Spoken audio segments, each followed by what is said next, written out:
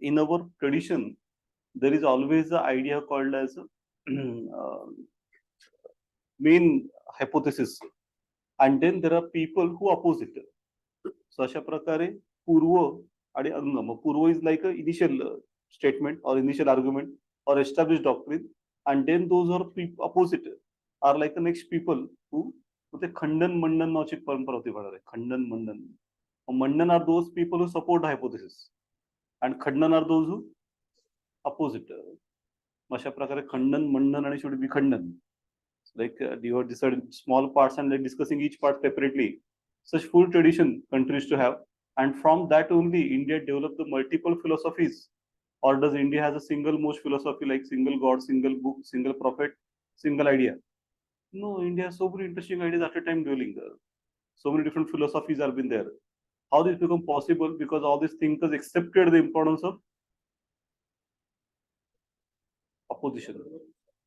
They accepted the importance of opposition. How they said that let's finish out opposition. Opposition is not required only. Have Indian philosophies gone to that extreme? No. Many times in the Western and other countries we see this particular extreme idea. Taliban brought down the statue of Buddha. World's biggest statue of Buddha. What's the logic? No opposition required. Like they are wrong, we are right. They are wrong, we are right. But before that, centuries, this statue is there. So that means the earlier people have accepted the idea that yes, we may be right, but they may be also having some point. No? Multiple points could be there. Like extreme philosophies do not accept any such type of opposition. They say that we are only right and other side is wrong. That arrogance has been there in the extremism, one can say. So thinking is like a game. It does not begin until there is opposite team. So we can give it the examples in multiple sectors like politics, to social society, to economics. Say China is there. Then comparing Indian economy with the China become easy or not? Yes, and then we can understand what we have achieved and what we have not achieved. But we have discussed a particular example that some time back, this ease of doing business was a bit of a is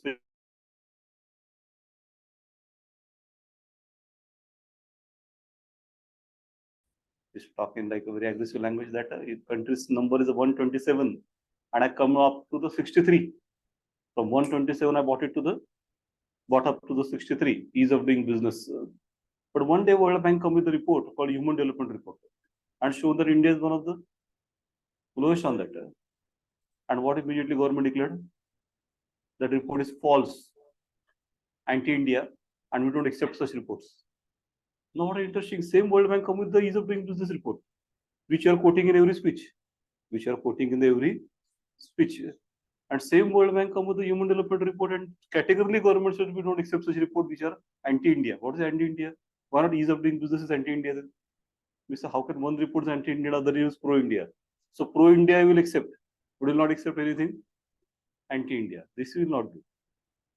Either you decide like what you want to do like that. As a strategy, you want to say that no Western report is true, anti-India all of them, and we want to reject them. Okay, then that's also okay. Or you say no, they are well properly done, scientific basis that will build up, and we are going to accept it. Even that is okay. But halfway become problematic, and so this way, opposition is required. Like that. We have to learn a lot from the opposite side, and then that helps in expanding the thinking process. That helps in expanding the thinking process. So India has a long tradition of a Vada Parampara or not? Yes, India is a very famous country for the Vada Parampara. So Vada is a debate. So one side is to say one thing, other side is to put. So India is to debate on that. Ultimately, both is to learn something new from that or not? Yes, both is to get enriched. Technically, in that debate, one is to win, one is to lose, but both is to get enriched. They should understand the other side and had a better understanding. They should incorporate that in their philosophy or not so. Yes, India has an interesting process of incorporating things into your own philosophy and then rebuild it and getting stronger then, getting stronger next time. So next time will be better, stronger in debate and discussion. And this is the way that becomes a better idea than just categorically saying that what I am saying or doing is perfect. And perfect things can't be improved now. And no need to interested in the learning other side. No need to give the ear to the other side. So all this will be linked to democratic ideas or not? Yes, the development of democracy is based on this particular idea or not? Yes, if you see, thinking is like a game, it does not begin until there is opposition team. So we accept that there will be multiple parties in the country, or just like China, which says that we allowed the people to form multiple parties, but they formed only one. China's claim is that we are a democratic country. We allowed the people to form multiple parties, but what happened that they formed only one. So we are centralized democracy like that. Democratically centralized, China says. Is it really possible? No, it's a fake, they're saying, or like a forceful thing they're saying. False. Possibly multiple parties will come up or not. Obviously, the US again has other issue, two parties only. Why? US, yes, they are not like China who suppress.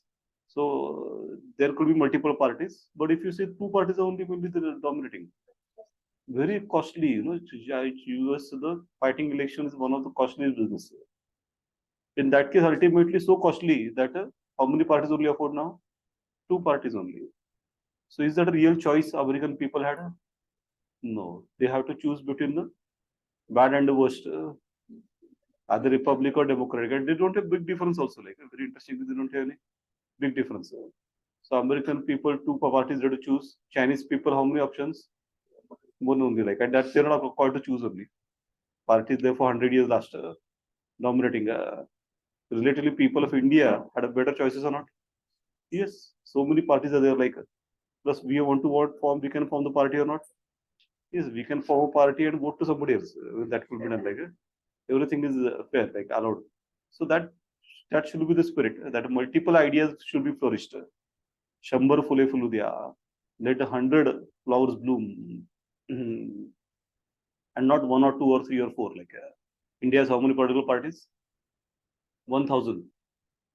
So not 100. India has 1,000 flowers blooming. Hazar fulu fulu diya. So all this, so what happened? This all subjects they give now, all 8 subjects, all the 8 are philosophical. Does that mean it's supposed to write all philosophical discussion only? No, we are writing in the UPSC exam, no? We are not writing in a philosophical competition or philosophical academy. They say we are writing in the UPSC exam and later we're going to become IS, IPS, IRS and face the real world. So obviously this should touch the present Indian society, politics, economics, or not? Yes, it should. And apart from the writing in zone 23 and not in zone 1990 or 1970, all is not same. If essay is written, read and it's understood, okay, 70 also it will be same thing and 90 also same thing and zone 20 also same thing. It's a good essay or not? It's a bad essay. Ideas advance, front lines get pushed. Ideas advance, front lines get pushed. We understand new and new things. So what is understood in 1990, we understood things better today or same way? Better today. We have better understood the things now than what we understood in 1990. So in that case, that particular developed understanding should also come in the essay or not? It should come. As you say, no, everything is same in all the periods, it's all same. Then it's not same. Things are developed. The next is the visionary decision making happens at the intersection of intuition and logic. So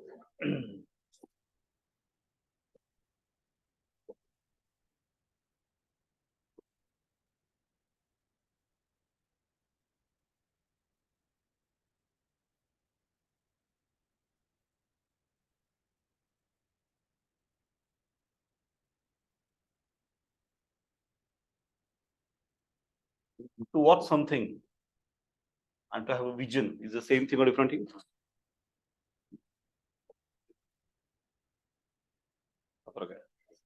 Every company has a vision document. Every company has a vision document. So vision document is different from mission document. What's the difference between vision and mission? Vision is a short term, 3 years, 5 years goal. What is vision? Long term goal. Vision is a long term goal. So though we call it like vision, but this vision which they say is not the one which can see by eyes. Generally, we use this word vision in the daily thing also. Vision is weak. So that vision is different. Here, what we're discussing, vision is different.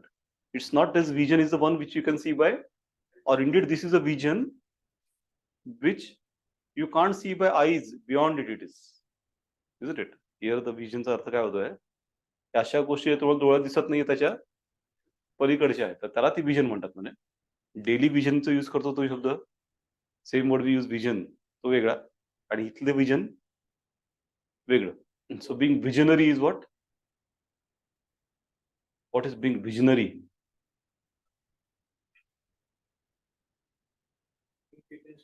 The one who can see beyond what things are looking like. हा, नुसतं optimistic नाही, ज्या गोष्टी जसं दिसत आहेत आता त्याच्या पलीकडच्या गोष्टी बघता येणं म्हणजे काय? विजनरी. आता बऱ्याच लोकांना आहे तेच नीट कळत नाही, समजा म्हणजे पुढचं तर जाऊ दे, की ते तसं नाही, म्हणजे तुम्हाला ते आहे ते तर दिसतच आहे समजा, पण त्याच्या पुढे काय होणार आहे, what will happen 20 years down the line, 50 years down the line, 100 years down the line, ते बघता आलं तर then that's a word called visionary. त्यामुळे being visionary is very big thing and very important thing indeed for today's society, because the way the things are changing today, it has become day by day difficult to vision or easy difficult. एकेकाळी काय बदलतच नव्हतं तर ते आता ठीक होतं, पण can easily guess what may happen after 50 years, 100 years. Today way things are been moving faster, then unpredictability has gone up overall. हा, बरोबर आहे. Not all main voice also. सगळ्यांना असं वाटतं एवढं मात्र खरं आहे. Right, very few has a vision. So here the visionary decision making. So visionary decision making is the one which impact the present generations or future generations. Future generations. Indeed, sometimes present generation may suffer also because of it, but ultimately that helps the future generations or not. Yes, sir. So visionary decision making, that type of decision making happens at the intersection of intuition and logic. So as you know, we are been taught in the scientific way of learning, pedagogy, शिक्षण शास्त्र आपल्याला logic बरोबर देतं, and we keep learning so many things, and then keep understanding the reasoning behind everything, the cause and effect relationship, what is the cause and what is the effect, and how the cause impact things, and then the chain of things, how did it work. So logic require rationality, so we are basically taught a reason as idea. So logic चं महत्व तर आहेच. Indeed, without logic, the science cannot progress. But what they have said, that is logic sufficient? No. Also, another thing important is intuition. Intuition काय? Sixth sense, one can call it, or gut feeling. Can be also called the gut feeling, or also called the sixth sense. Gandhi used to call by what name? Atla आवाज, inner voice. He used to call it a inner voice, or some can call it like subconscious mind. A man has a two type of voices in the minds, outer mind and subconscious. बाह्य मन, जाणीव, आणि अंतर्मन, नेणीव. मग ते नेणीव जे असतं, it is like a server type. ते असं नाव बिव घेत नाही, नाव आणि साल, इयर, व्हॉट इट रिसिव्स, की त्याचा सार काढतं पूर्ण, essence, and that is deported in the subconscious mind. नाही का, आउटर माइंड जे असतं ते दिवसभर मी भेटलो कोणाला तरी, we met somebody, talk with them, इकडून इकडे गेलो, तिकडून तो रस्ता तिकडे वळतो, तो रस्ता तिकडे वळतो. मग सगळं सबकॉन्शियस माइंड स्टोअर करत बसतं का? ते नाही स्टोअर करत. रस्ता पुढे पुढे वळतो, दुकानाच्या नावांच्या पाट्या काय होत्या, आणि कोणाला भेटलं नाव काय होतं, हे कोणाचं काम आहे? सगळं आउटर माइंड. हे सगळं बाह्य मन करत बसतं. इनर माइंड खूप कॉन्शियस असतं, ते हे सगळं बघत बसत नाही. ते कशा लक्ष देतं? Subconscious mind focus on what he learn from it, की त्यातनं तुम्ही काय मॉरलेट काढलं, म्हणजे सार काय काढलं तुम्ही, आणि ते डिपॉझिट कर स्वतःकडे. मग अशा प्रकारे उद्या जेव्हा एखादं महत्वाची दिशा अडते, की इथून पुढे कसं जायचं, तेव्हा which could be more helpful, outer mind or inner mind? Inner mind. Subconscious mind जे आहे त्याच्याकडे ते एसेन्स असतो ना, त्याकडे अनुभव असतो काहीतरी, त्या अनुभवाच्या बळावर तो काहीतरी सांगतो आतनं, ती दिशा पकड, ती जास्त चांगली आहे. त्यालाच आपण काय म्हणतो? Intuition. So is intuition all a game of like miracle? हा काय मिरॅकल नाहीये. मुळात तुम्ही ते अनुभव घेतले असतील आणि ते सार रिपोर्ट केलं असेल तरच ते नंतर जाऊन त्याचं व्याज देतं. हा पण एक मुद्दा महत्वाचा आहे. तर मग अनेकांना वाटलं की इंट्युशन म्हणजे काही ते असं कांजा घेऊन बसायचं आणि मग आपोआप इंट्युशन येते. तर तुम्ही मुळात अनुभवच कुठला घेतला नसेल तर इंट्युशन कुठे येणार ना? अशी इंट्युशन वगैरे काही येत नाही. आधी अनुभव आणि मग ते in subconscious mind deposit everything and then finally it helps in giving decisions by the intuition. असा तो सगळा प्रवास आहे म्हणजे. सो याच्यामध्ये मग logic and intuition they are complementary opposite to each other. Complement, ते अपोजिट नाही येत, ते वाटतं तसं. मुळात इंट्युशन हे इलॉजिकल नाहीये. आपण मुद्दा बघणार काय, अनेकांना इंट्युशन म्हणजे काहीतरी वेगळंच असतं, त्याचा लॉजिकशी काही संबंध नाहीये. तसा काय प्रकार नाहीये. Intuition also is adapt with the logic. Indeed it's a more detailed logic असं म्हणता येईल. जे असं लॉजिक जे इमिजिएटली प्रूव्ह करता येत नाही, but it is proven over the period of time or not. Yes. की बरंच गांधींचं काय व्हायचं की त्यांना एखादा निर्णय लगेच पटवता यायचा नाही. मग लोक डिबेट करत बसायचे. मग गांधी काय सांगायचे, माझा आतला आवाज सांगतोय. मग आता मग लोक काय बोलणार, it's like a mistake answer, but doesn't mean that it is illogical decision. His inner voice got proved immediately after some time. After some time ना. बाकीचे काही निर्णय त्यांचे लगेच प्रूव्ह झाले चांगले, पण some other decisions are proved over the period of time which is called as आतला आवाज सांगतोय. So it can't be immediately proved, but it could be proved over the period of time. थोडक्यात मग आता इथे काय आहे की लॉजिक तर समजलं, लॉजिक तर आपण शिकवत असतो in the school, college or in our studies. हे इंट्युशनचं काय प्रकरण आहे, ते शिकवता येतं का?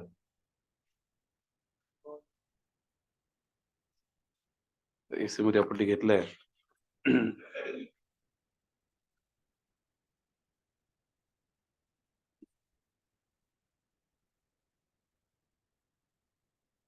It require leaps of imagination and innovation basically. की इंट्युशन साठी काय लागतं, it require leaps of imagination and innovation.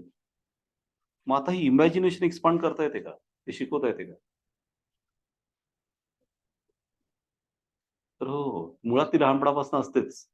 ती आपण शाळेत शिक्षण देऊन बंद करून टाकतो सिस्टमॅटिक.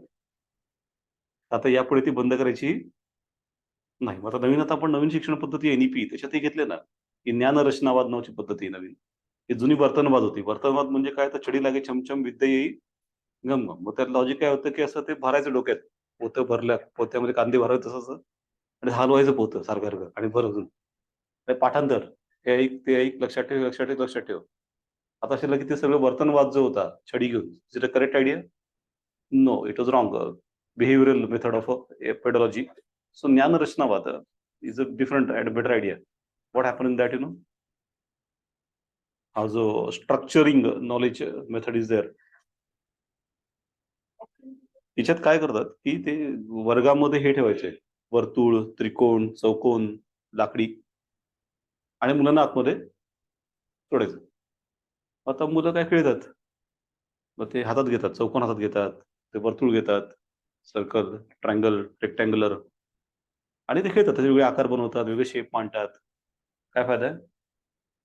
त्याच्या आधी शिकवायचं कसं आपण, की शिक्षक कसं दाखवायचं की this is called as a triangle, this is called as a circle and this is called as a rectangular. आता मुलाला प्रश्न पडतो की यालाच ट्रायंगल का म्हणायचं, याला रेक्टँगल का नाही म्हणायचं. असं ते मुलांना ते पण तो सांगितलं गप्प असं सांगतोय ना, ट्रायंगल ट्रायंगल, सर्कल सर्कल. आता असं नाही. आता काय करायचं याच्यामध्ये नवीन टेक्निक मध्ये, त्यांना स्पर्श करू देत ना, लेट देम टच. त्या सर्कल मध्ये जातात बाहेर येतात, जातात बाहेर येतात 10 वेळा. मला ते कळतं की नाही की सर्कल म्हणजे काय. तर ती ती वेगळी फिलिंग आहे. हे असं ते सांगायचं म्हणून ते पाठ करा, सांगून पाठ करा नाही. Let them feel it, let them touch it, let them understand it. ते कळू दे. Such children later will have a better imagination or bad imagination. Better imagination. हे जुन्या पद्धतीने इमॅजिनेशन बंद करायची काम आहे सगळी, की सांगतो तसं हे करा, प्रश्न विचारायचं नाही. नाही का ते 1 2 3 4, तर मग 1 2 3 4, मग 2ला 2 का म्हणायचं, याला 4 का नाही म्हणायचं. तर याला काय उत्तर, 2 2 कसं म्हणायचं. काय नाही, आता नवीन सपोजिटिव्ह मॅथमॅटिक्स आहे, त्याच्यामध्ये काय करता येतं की you can change all. As it this all are like suppositions. हे सगळं सपोजिशन्स आहेत. सपोजिशन बोलता येतात, सपोजिशन कुड बी चेंज्ड. अशा प्रकारे पूर्ण वेगळ्या प्रकारे विचार करता येणं खूप महत्वाचं आहे. And that's build up the idea called as intuition. त्यातनं इंट्युशन तयार होत आहे. So intuition could be build or not. त्याचाही अभ्यासक्रम असतो म्हणजे, तेही उभं करता येतं. आणि त्या इंट्युशनचा फायदा घेऊन मग ते नाही का, मग आयक्यू इक्यू मधला फरक. तो पर से लॉजिक कोणा चांगलं असू शकतं, आयक्यू. पण आयुष्यात जास्त असं दिसून की IQ वाले सक्सेसफुल होतात. IQ वाल्यांचं इतकं काही सक्सेस नाही मला दिसून आलंय. It is found that people with a high IQ succeed in the life, but not exactly those who had a high IQ. IQ हे लॉजिक आहे. EQ मध्ये लॉजिक प्लस इंट्युशन. EQ मध्ये ते काय करतात की ते अनुभव जो आहे त्या अनुभवाचं एक हे करून घेतात, आंतर्कीकरण, इंटरनलायझेशन. The person with the high IQ internalizes the experience. It stores it, and right time he get a right message from it or not, which is called as intuition. की कुठल्या दिशेने गेलं पाहिजे त्याला ते बरोबर ते त्याचं एक इंट्युशन मिळतं, and then that become a success. ते फक्त लॉजिक वाल्याला एका लिमिट नंतर तो the find a dead ends. फक्त लॉजिक नंतर प्रॉब्लेम काय होतो की एका पॉईंटनंतर रस्ता संपतो, कारण लॉजिकने सगळ्या प्रश्नाची उत्तरं सुटत नाहीत ना, हा इश्यू आहे. पण जिथे लॉजिकचा रस्ता संपतो तिथून सुद्धा कोण पुढे जातात? इंट्युशन वाले ना. म्हणजे पंख असतात, they have better imaginations with them and they go ahead from that particular point. So they had a very different way of looking at the things then only people with the logic. याचा अर्थ उलटा अर्थ असं नाही करता येणार की फक्त इंट्युशनने काम होईल. फक्त इंट्युशनने काहीच होत नाही. You also require a logic. या दोघांचा मेळ घालावा लागतो बरे टुगेदर. की जसं न्यूटनला ते सफरचंद पडलं त्याला इंट्युशन झालं की काय पडलं म्हणजे काय, and he come with gravity law. But he is already scientist and he's already working on scientific ideas. So he has a strong logic or weak logic? Strong logic and then intuition together gave the result. इथे फक्त intuition सुद्धा कामं होत नाहीत. असं सगळं example देत देत सगळं लिहित गेलो आपण. That become the better idea. And importance of intuition has gone up recently. Like COVID-19 is a good example. That type of scenario not came earlier. So only logic वर ते होणार का नव्हतं. Even strong intuition has to be used in how to handle such type of a situation. एक प्रकारे नेत्यांचा कस लागला याच्यामध्ये की how they handle it.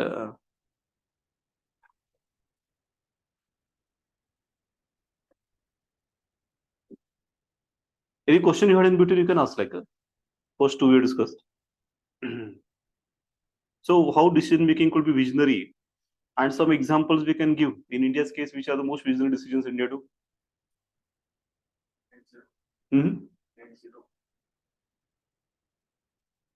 Net zero व्हायचं आहे, but making India a democratic country itself was a visionary decision. That time the literacy was 14%. No other country in the world is such a low literacy tried an idea called democracy. That time more than half of the population was BPL. No other country in the world such a half population having a BPL tried a democracy. LPG could be also called as like visionary idea. So what we thought, what many criticize that Indians may not understand is all ideas like democracy, LPG, and this open market situation, and will not be able to respond. But in that time, Gandhi, Patel, Nehru, Ambedkar, and later Manmohan Singh, Narsi Rao had kind of full like intuition.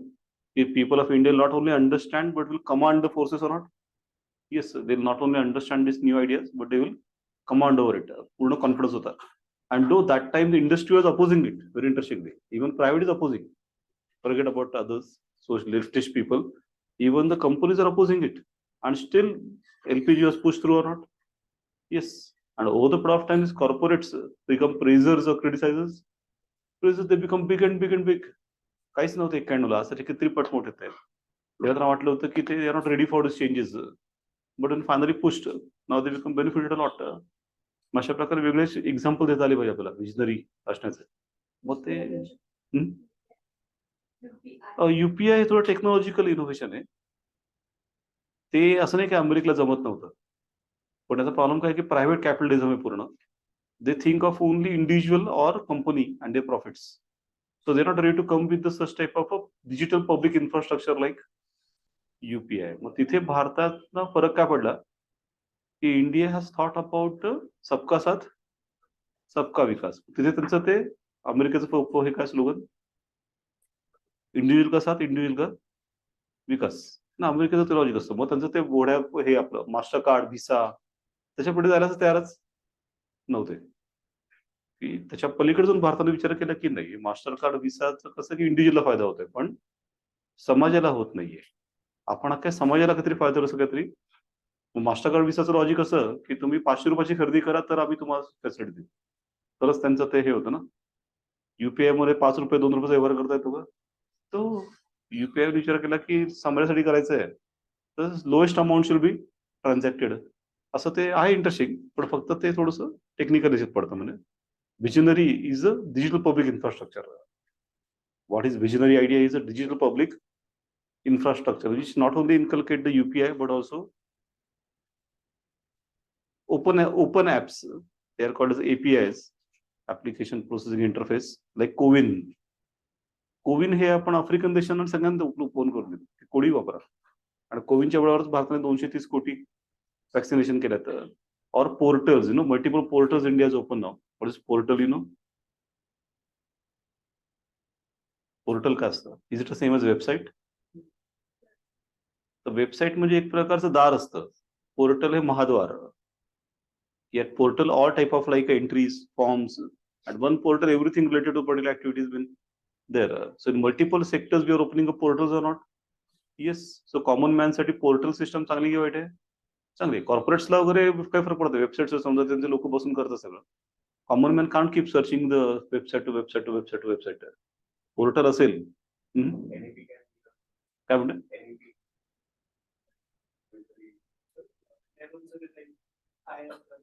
Higher? Even that is visionary. Space technologies is a good example of a visionary ideas. Vasudev Kutumbakam. No, that is Upanishads. ते पण उपनिषद काळापासून समजा, म्हणजे असं नाही की नवीन आहे. Of course that's a big vision. NEP, yes, NEP has changed wanted to change, not change, but the whole education system itself, how we perceive and receive it, and to the changing times, how to make the education suitable.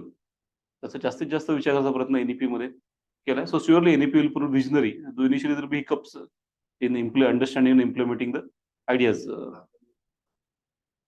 नाही, आत्मनिर्भरता उलट negative policy economically, माहिती आहे का? It's economically negative policy. Increasing the custom duties. Actually, it's a reverse journey. Instead of opening up and facing competition, we are actually giving protection to the domestic industries and saving them from the foreign imports. So that can't be called as a visionary. Indeed, that could be called as myopic. Opposite of visionary is what does myopic means? Short term. The one who has a short vision is called as a myopic. ते नाही. पण मग तेच आपण नवत परत logic लावलं की पहिले आत्मनिर्भर करू, हे झालेच नाहीत कधीच. मग लक्षात आलं की ते लॉजिक नाही वर्क होत. तुम्ही आधी स्पर्धा आणा, मग हे काय बनणार? स्पर्धाच बंद करून कसं काय आत्मनिर्भर बनणार? म्हणजे ते स्पर्धेचं महत्व आहे की नाही? अपोजिट थिंकिंग असल्याशिवाय ते हे होत नाही. अपोजिट असल्याशिवाय थिंकिंग डेव्हलप नाही होत. Not all those who wander are lost. आता हे याच्यात आहे, हे खूप छान आहे दिलंय. So you read it later. पण मग ते म्हणजे कसं की as it is per se philosophically if you go, does life has any meaning? आयुष्याला थेट असा काय अर्थ असतो का? Does life has any direct meaning? तर नाहीये. म्हणजे असं का, म्हणजे why we are first of all born, नाही का? आपण का जन्माला आलो याचं काय उत्तर आहे? त्याचं काय लॉजिकल उत्तर आहे? काय उत्तर काही नाहीये. आणि मग मरतो काय, याला पण जर जन्माला काय उत्तर, तर मरतो काय उत्तर नाही. मुलाला पुढे जातो याला पण उत्तर. तसं म्हटलं तर इट्स लाईक युजलेस ऍक्टिव्हिटी. पूर्ण लाईफच मुळात युजलेस आहे. तसं त्यातलं प्रश्न म्हणजे उत्तरच नाहीत काही की काय सगळं हे काय आहे सगळं. मग आता काय करायचं?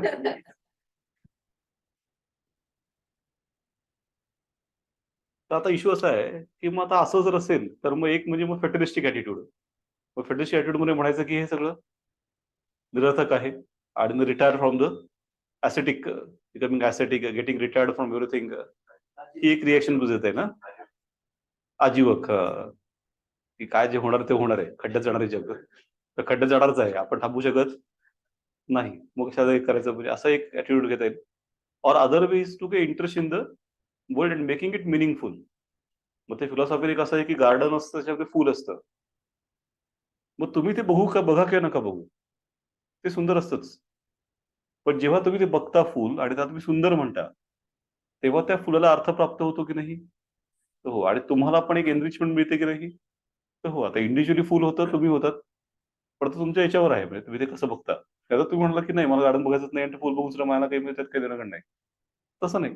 ते जेव्हा आपण त्या फुलाला सुंदर आहे असं म्हणतो, तेव्हा त्या फुलालाही अर्थ होतो आणि आपल्यालाही एक एनरिचमेंट मिळते. थोडक्यात आयुष्यामध्ये अर्थ मिळवावा लागतो की आपोआप रेडीमेडच असतो? तर मिळवावा लागतो. तो असं काही रेडीमेड वगैरे काही नसतो. मग असं एकदा ते नीट लक्षात आलं गणित, की ते असं म्हणजे फिक्स नाहीये काही, की लोकांना असं वाटतं की हे केलं म्हणजे आनंद मिळेल. आयस झाल्यावर आनंद होईल. मग आयसच्या आधी काय 6 वाळवंट आहे? वाळवंटातनं रखडत-रखडत चाललोय ऊन, कधी संपतोय हा प्रवास? असं काही नाहीये. दॅट्स नॉट तिथे जाऊन आनंद होईल कशावरनं? तिथे वेगळी दुःख आहेत. केडर कुठलं मिळणार? जिल्हा कुठला मिळणार? बॉस कुठला मिळणार? हजार गोष्टी. मग ते असंच आपण विचार करत राहिलो, तर आनंद मिळवायचा प्रश्नच येणार. तर थोडक्यात आनंद असं काय वेगळं डेस्टिनेशन असतं का?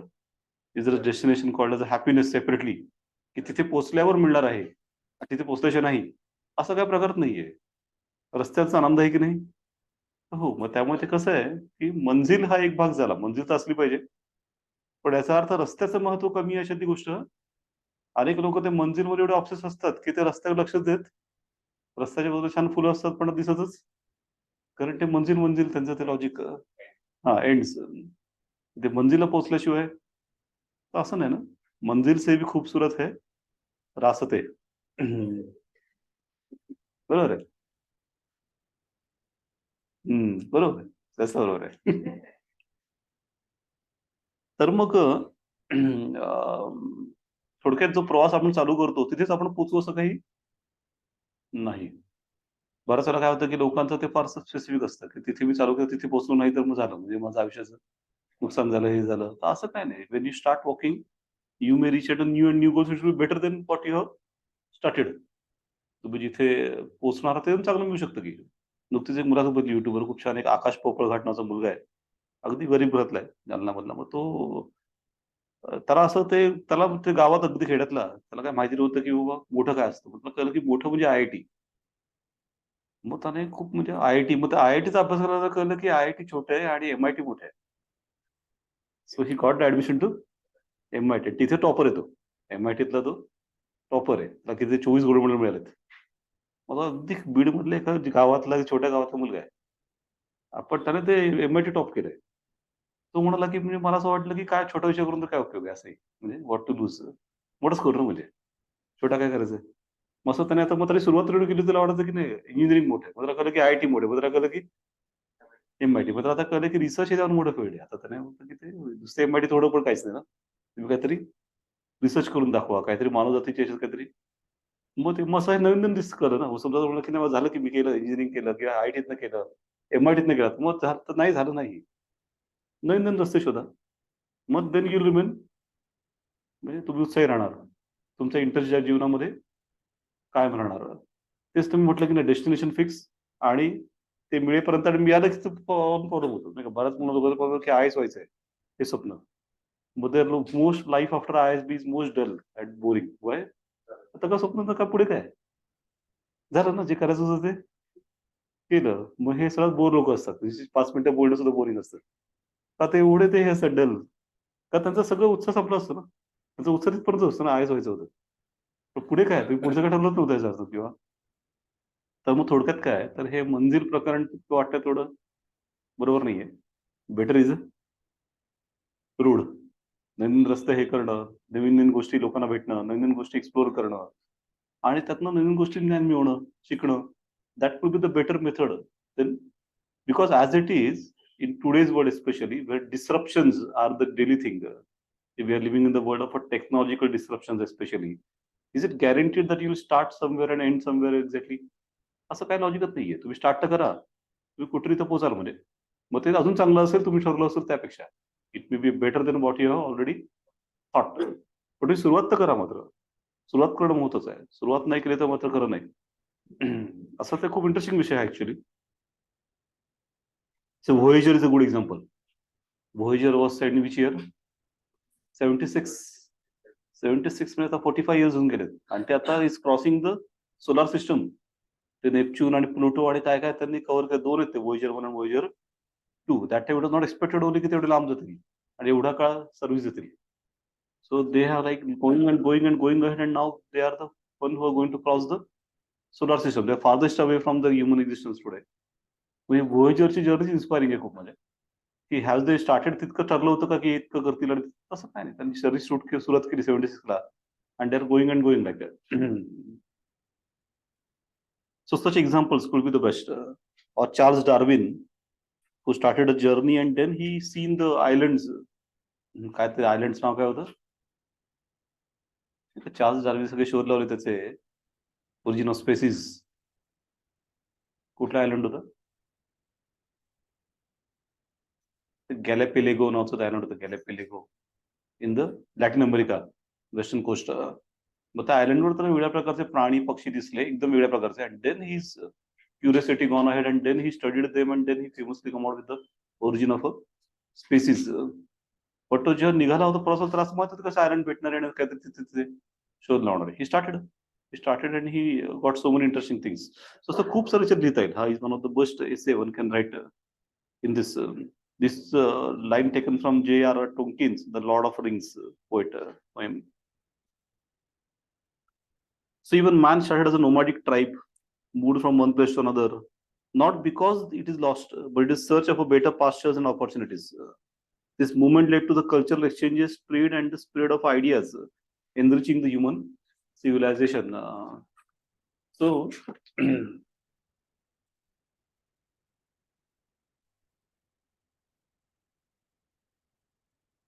modern day relevance is that today fast-paced world, the idea of wandering has taken new dimension. Digital nomads wander across countries, working remotely and experiencing diverse cultures. Have you heard these people called digital nomads? No, these are the people who work in the multiple content development, software development. But what is the feature? They oppose the idea of a settled people. Like आता आपण कुठे राहतो, पुण्यात राहतो, कुठे गावात राहतं, आपलं त्याचं सेटल्ड लॉजिक असतं की आम्ही इथे राहतो. हे डिजिटल नोमॅड काय करतात की ते move from country to country. काम त्यांचं ते ऑनलाईन करतात, लॅपटॉपवर त्यांचं इंटरनेट कनेक्शन असतं त्यांना, आणि त्याच्यावर ते कमवतात. They are not like the one who depend society, but they do not stay at one place. एक ठिकाणी राहिले, तिथला आनंद घेतला, तिथलं कल्चर शिकून घेतलं, की then they move to the other place. असं ते भटकत असत. मग असं इंटरेस्टिंग लोक आहेत आज, म्हणजे डिजिटल नोमॅड नावाचे. मग हे खूप असं इंटरेस्टिंग होतं, त्यांच्याशी बोलणं खूप इंटरेस्टिंग असतं का. They are highly enrich people or not. Yes, त्यांना वेगळ्या भाषा, लिपी येत असतात, त्यांना वेगळ्या ठिकाणी खाद्यपदार्थ माहीत असतात, त्यांनी अनेक अनुभव घेतला असतो ना. तेच एखादा माणूस जो तिथेच बसलाय कायमचा, त्याच्याशी बोलल्यानंतर असं येतं की अर्ध्या तासानंतर त्याच्याकडे नवीन काही नाहीच आहे. कारण he has never had come out of his own situation. He has never tested his abilities. Or people India try to be in their comfort zone. लोक त्यांचा कम्फर्ट झोन सोडायला तयार होत नाही. तर त्यामुळे या सगळ्याचा मेसेज असा आहे की you have to like explore new directions in learning, in ideas, in geographical territories, in experiences. आपला जो ट्रेकिंग ग्रुप आहे त्याचं ते आपलं घोषवाक्यच ते आहे की मंजिल तो मिल ही जाएगी, भटकते हुए ही सही, गुमराह तो वो है जो घर से निकले ही नाही. नाही का, ती मंजिल तर मिळणारच, तुम्ही निघा तर खरं. गुमराह तो वो है जो घर से निकले ही नाही. काही लोक निघायला तयार होत नाहीत, त्यांचं ते फार हे असतं, तो येणार आहे का, ती येणार आहे का, मग मी येणार. अरे तुम्ही ठरवा ना तुमचं यायचं की नाही, तो तिचा काय संबंध आहे. म्हणजे हे सगळं म्हणजे आता आपण गेलो इकडे तिकडे असं झालं. ज्याने पहिली ऍडमिशन घेतली त्यांनी लगेच कॅन्सल केली, मित्र नाही येणार आहे. म्हटलं तुझं तू ठरव ना, मित्राचं तू बघेल, तुला नाही, तो नसेल तर मी नाही येणार. चांगलं आहे, दोघे वरती पण एकदमच जा, काहीतरी करा, असं काहीतरी. असं नाही होणार ना की ज्याला लांब जायचं आहे तर एकट्याने चालची तयारी ठेवली पाहिजे की नाही. हो, ज्याला दूरवर जायचं आहे तर एकट्याने चालची तयारी ठेवली पाहिजे. याचा अर्थ एकट्यानेच गेलं पाहिजे असं काही नाही. मैं अकेला ही चला था जानी बे मंजिल, मगर लोग साथ आते गए और कारवा बनता गया. एकटाच निघाले होते मोठे मोठे लोक, पण शेवटी मग त्यांना साथीदार मिळाले की नाही. हो, मिळाल ना. तर तुकाराम महाराजांनी म्हटलं की भेटो तरी भेटो माझ्यासारखा कोणीतरी. की तुकाराम महाराज एकटेच निघाले, पण मग त्याला ती आस होतीच कोणतरी भेटले, आणि भेटले त्यांना असे लोक भेटले की जे त्यांना साथ देतील.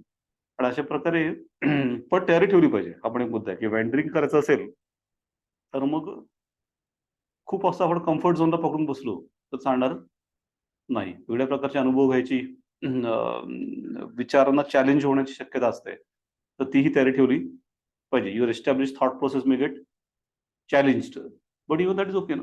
Even that has to be ever to be ready for that. Okay, the next one. Inspiration for creativity springs from the effort to look for the magical in the mundane. हाही खूप सुंदर एसे आहे म्हणजे ती लिहायला. Very interesting. So what happen, की ते बऱ्याच वेळेला आपल्याला वाटत राहतं की मोठ्या लोकांना काहीतरी मोठं मिळालं आणि म्हणून ते मोठे झाले. तसं गांधींचं लक असं की त्यांना जवाहरलाल नेहरू आणि सरदार पटेल मिळाले. मला मिळाले असं तर मी पण गांधी झालो असतो. तर त्यावर काय उत्तर आहे? नाही का, हे तर महात्मा गांधींचं लक की त्यांना असे लोक मिळून गेले, जवाहरलाल नेहरू आणि सरदार पटेल, म्हणून ते एवढे मोठे झाले ना. मला मिळालं असं मी पण महात्मा गांधी झालो असतो बोलाय, नाही का. त्या गांधीचं लक होतं, बाकी काय नाही. तर त्यांना ते मिळाले नाहीत, त्यांनी ते घडवलेत. त्यांना असे कोणी जवाहरलाल नेहरू आणि सरदार पटेल मिळाले नाहीत, त्यांनी ते. मग आपल्याला पण भेटतात की नाही? तर आपण स्वतः घडलेलं सुद्धा आपण काय दिसतं घडवणार म्हणजे. त्यामुळे मोठ्या लोकांना मोठे लोक भेटत नाहीत, ते मोठे करतात त्यांना. थोडक्यात त्यांना सामान्य लोकच भेटले की मोठे लोक भेटले. त्या सामान्यांचं रूपांतर त्यांनी कोणामध्ये केलं? असामान्यांमध्ये केलं. की जवाहरलाल नेहरू आणि सरदार पटेल जे भेटले ते सारेच होते. ते तर महात्मा गांधी होते की ज्यांनी त्याच्यामध्ये magic into the mundane. Mundane म्हणजे साधी साधी गोष्ट, एखादी रोजची गोष्ट. एखादी रोजची गोष्ट आहे त्यात त्यांनी काय शोधलं? मॅजिक शोधलं ना. त्यात त्यांनी मॅजिक शोधलंय. का मॅजिकच शोधायला निघाले होते गांधी? मग मॅजिक सापडायला रडत बसले. ते मॅजिक शोधायला निघाले पण नाही आणि मॅजिक सापडायला रडत बसले नाहीत. तरी साध्या गोष्टींचं रूपांतर गांधींनी एक्सपेक्ट केलं की स्वातंत्र्य लढा हा सामान्य माणसाकडनं करून घ्यायचा, की राजे राजवाडे होते 500-600, त्यांच्यावर दिवसात्र काम करायचं, त्यांना उद्युक्त करायचं आणि त्यांच्याकडनं लढाई बिडाई करून स्वातंत्र्य मिळवायचं. सामान्य he not turn to the kings and such people at all. तो ऑप्शन होताच. He decide to go for common people and empower them, and finally that was the best strategy Indian proved. तशा प्रकारे साध्या गोष्टींमध्ये. मग आता ही सगळी चर्चा हल्ली खूप महत्वाची झाली, कारण हल्ली काय होतं की we are still living the information age. It's all a game of catching eyeballs. आता सगळा हा आयबॉलचा गेम आहे. म्हणजे काय, तर सारखं कोण ना कोण तुम्हाला व्हिडिओ टाकणार, फोटो टाकणार, आणि मग ते म्हणजे कॅचिंग आयबॉल. तुम्ही किती मग ते असं attention span is already reduced. किती इतकं हे येतं ते येतं ते येतं, काय बघायचं नक्की म्हणे? हे बघायचं का ते बघायचं म्हणजे नक्की काय काय बघणार ना म्हणजे. मग हे सगळं आता होत राहतं. Difference between what is immediate and what is importance is lost.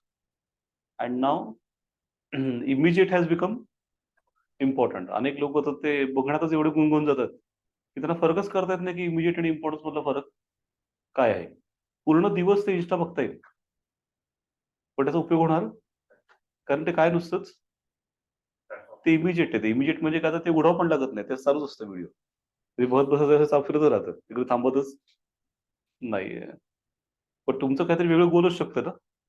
That is important ना.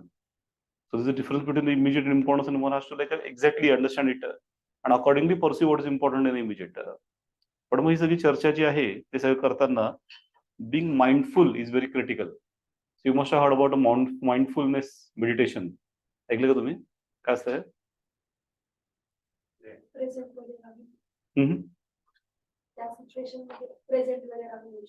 हा, की ते काय होतं बऱ्याच वेळेला की आपण इतके जीवनाच्या याच्यात हे असतो गुंग, की आपला कोणताच क्षण आपल्याला इतर क्षणांपासून वेगळा करता येत नाही. आपण प्रत्येक क्षणामध्ये भूतकाळ आणि भविष्यकाळ मिक्सअप करतो, पास्ट अँड फ्युचर, आणि वेगळ्या भावना त्याच्यावर आरोपित करतो, आणि मग त्यामुळे आपल्याला एखादी गोष्ट दिसली पाहिजे दिसतच नाही. आपण त्याचा आनंदच घेऊ शकत नाही, कारण सगळ्या आपल्या भावनांमुळे तो. त्यामुळे मग आपण स्वतःच जगात जगातो. We become prison of our ideas, prison of our tensions. हे, आणि मग त्यात काय होतं की आपण सगळं असं म्हणजे स्वतःच्या प्रिझन मध्ये अडकून एकटेच जगत राहतो. माइंडफुलनेस मध्ये काय करायचं की डोंट जज. पहिली गोष्ट म्हणजे कुठल्या क्षणाला जज करायची काय गरज. See the things as they R.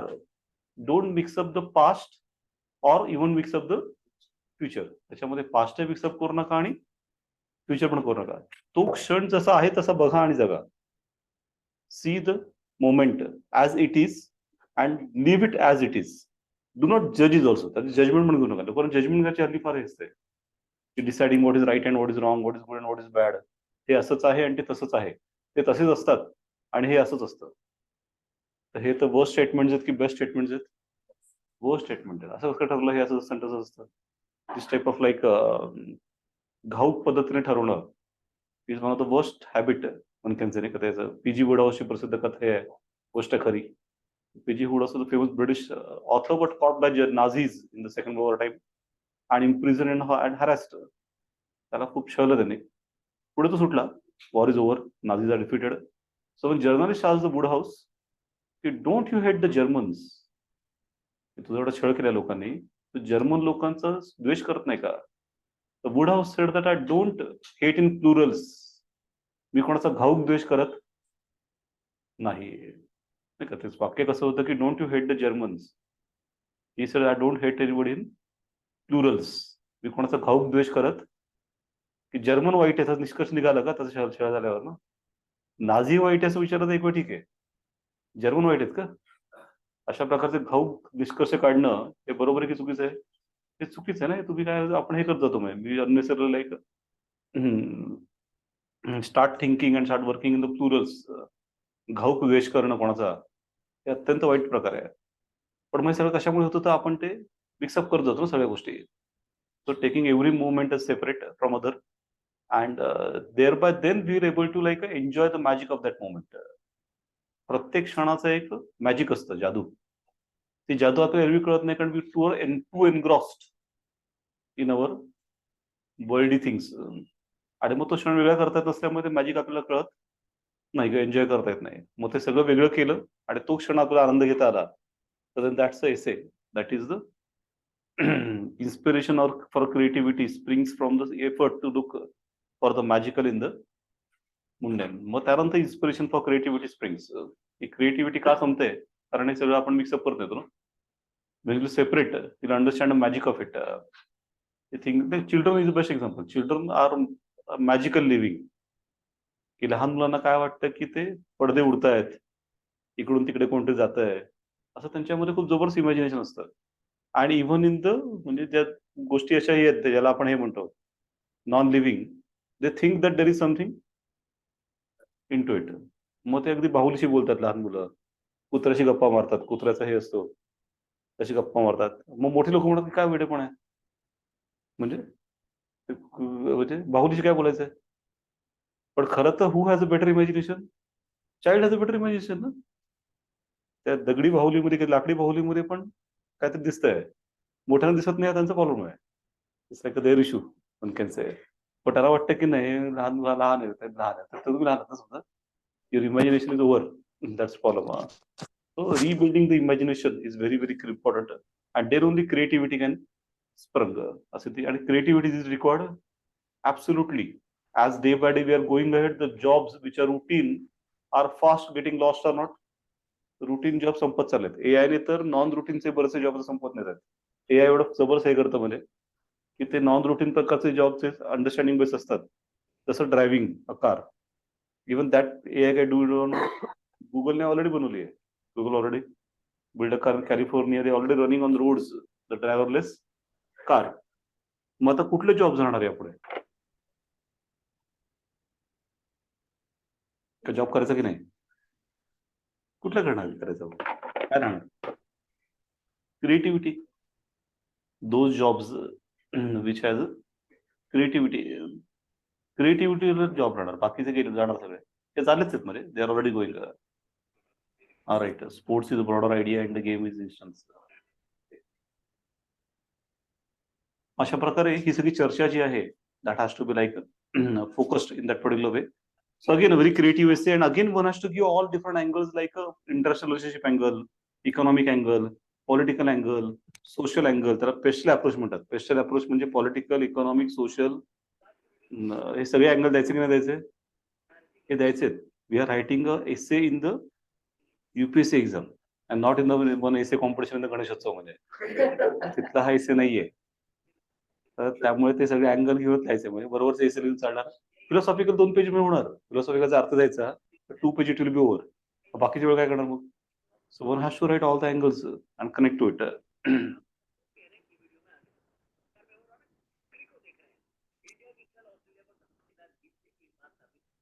So creativity isn't limited to artists or writers. It's a fundamental human trait that can be harnessed by anyone. So many people may think that creativity belongs to only artists, writers. Not true.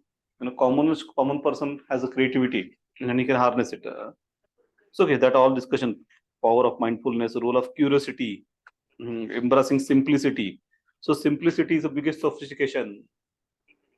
Last year, that was the essay. Simplicity is so being simple is also required to enjoy the magic of every moment and find the magic in the mundane things. That is simple असणं आवश्यक आहे. जे लोक फार असे positional असतात bearing घेऊन. Bearing वाल्यांचा प्रॉब्लेम काय होतो की they are too busy in maintaining that bearing. ते बेरिंग मध्ये तेवढं हे होतं की ते कांट बेरिंग घेऊन बसतात की मग ते बेरिंग सांभाळण्याचा अर्थ जातो ना. बेरिंग मध्ये काय एखादी भूमिका असते की मी असावी तसा आहे. मग ते मग स्वतःच मी असावी तसा आहे. मग ते सांभाळण्याचाच अर्थ वेळ जातो की कोणाला त्याचं उलटही नको व्हायला मी असंच आहे म्हणजे ते कळलं पाहिजे त्यांना. कोणाला काय इम्प्रेस करायचं ना म्हणजे why to impress others no one can like enjoy his own moments that is better like so that joy of a everyday ritual. There's a book called The Architect of Happiness. In that he's discussed this detail in idea की the joy of everyday rituals की अगदी तुम्ही साधीशी गोष्ट करत असाल अगदी छोटीशी की जसं कुकिंग मध्ये पण जॉय आहे की नाही. तर हो जसं तुम्ही ते बघाल तसं आहे की how you like get enjoyed into it.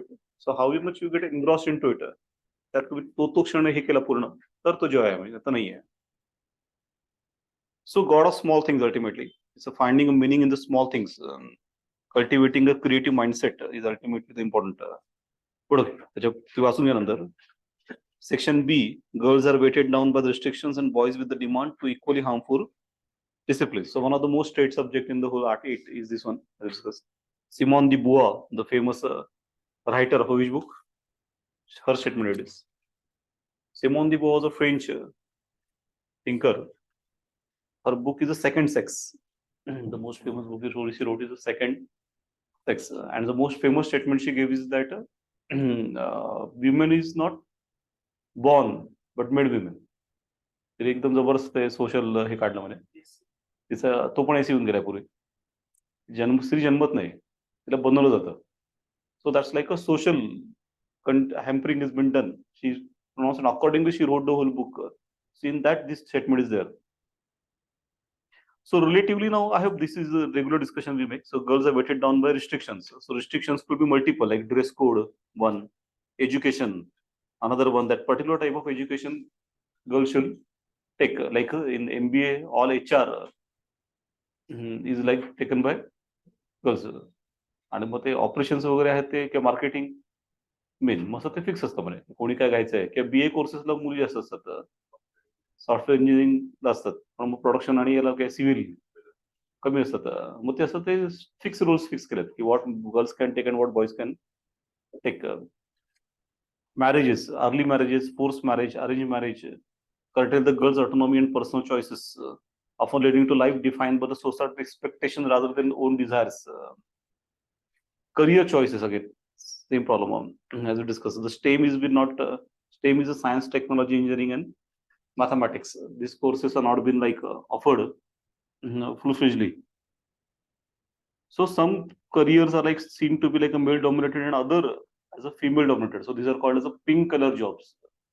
So receptionist, then this typically is women who are appointed, so it's become the pink color job. So this type of like fixing the things or fixing the color also is problematic. Problem is prakare. Pink police stations, right? Delhi has a pink police station. One of the another interesting and worst idea. It is only women can give the justice to women and not men.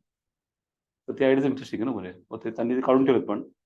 अशा प्रकारचं fixing the colour code with marketing idea रे. का त्या छत्र्यांमध्ये पण black colour म्हणजे men आणि colourful is female. मग ते मुलं कलरफुल घेत नाहीत म्हणत की नाही ते लेडीज छत्री आहे. लेडीज छत्री हा काय प्रकार आहे. पाऊस लेडीज आणि जेंट्स आहे का. आणि काळच का मुलांनी करायचं म्हणजे मुलांना काही कलरचा सेन्स नसतो का म्हणजे. हा म्हणजे प्रकारच इंटरेस्टिंग मार्केटिंग गिमिक आहे. ते सगळं वापरलं तर छत्राची खप कमी होईल ना. मग ते कलर वेगळे ठेवायचे समजा. पण तो त्यांचा खेळ ठीक आहे. Why somebody should like get trapped into it. Trap hona, that could be the worst idea. Like that.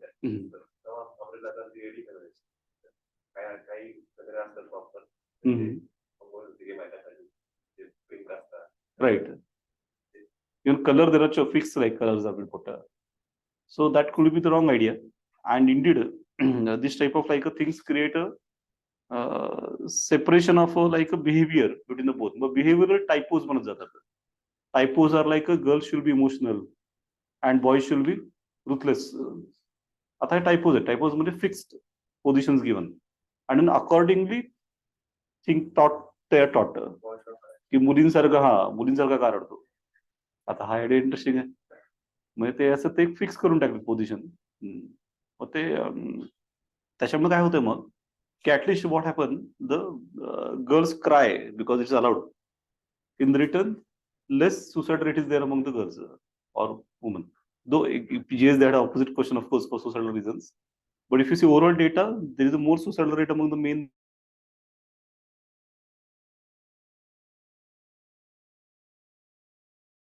And then there is a boys who are burdened with the demands like emotional suppression, just to discuss competitiveness, toxic masculinity. So, which end up into violence, insensitiveness, dominance, aggression, that type of behavior and attitudes get built up. Financial responsibility has been put up.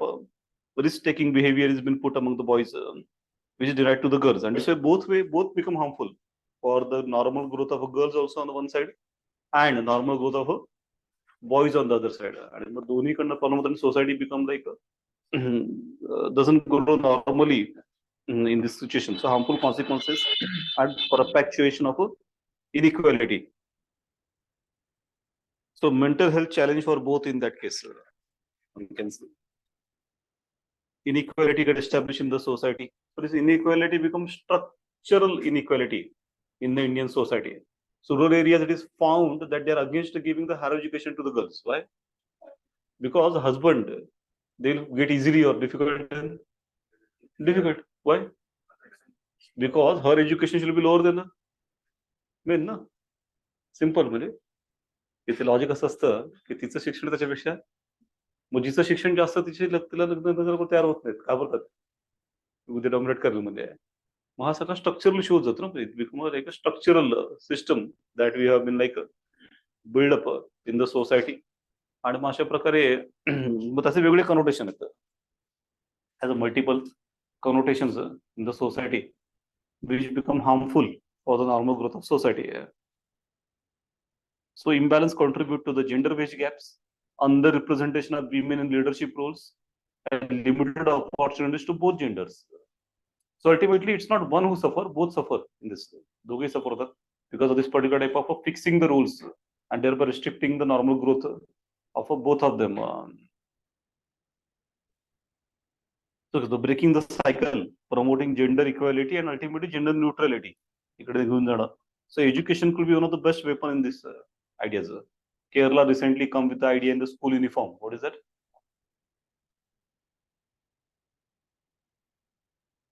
The school uniform internship Kerala. Kerala is always ahead in such ideas. Unisex. They have come with the unisex uniforms. What is the unisex uniforms? Both same type of uniforms. Traditionally, otherwise there are like two different uniforms for boys and then a lot of controversies what type of boys should have uniform and girls. Kerala विचार केला की दोघांसाठी आपण एकच प्रकारचे ठेवू. But they चालू केलं already. They already done. So good idea then. So it avoids the like unnecessary differentiation and discrimination on the uniform ideas also.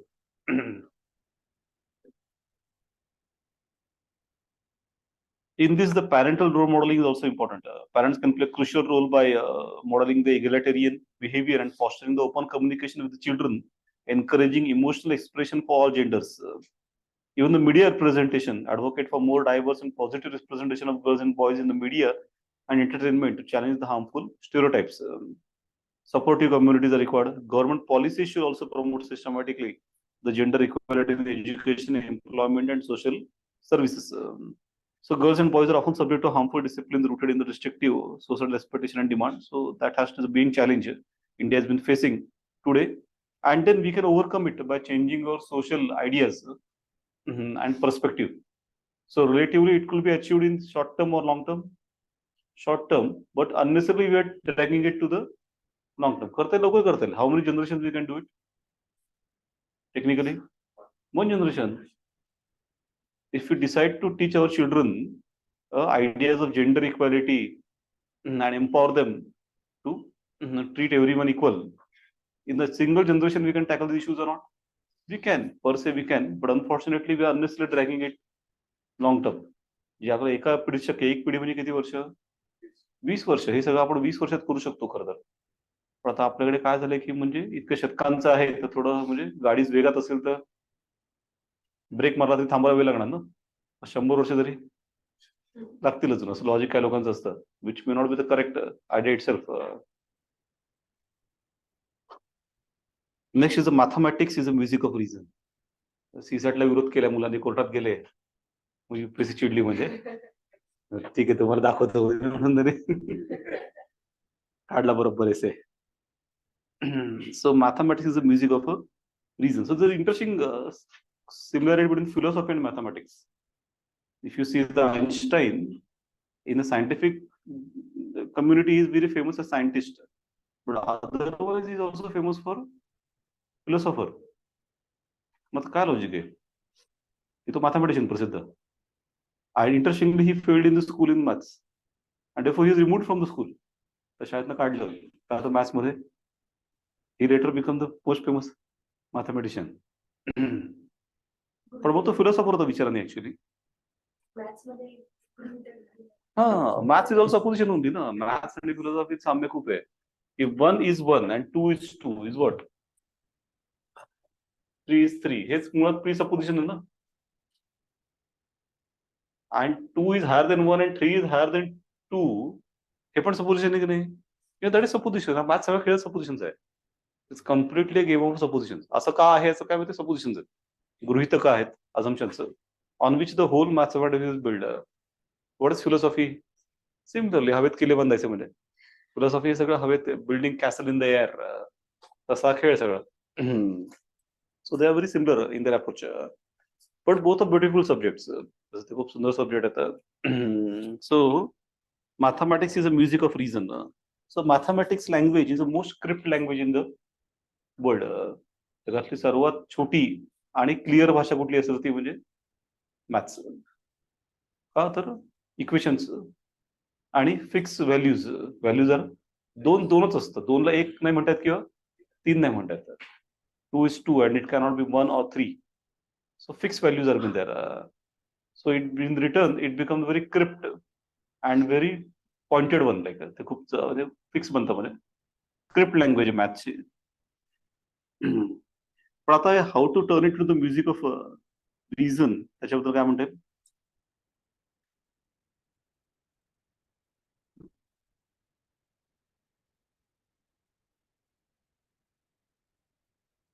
Music has certain features or qualities which even mathematics possess and it lead to the reasoning and rationality.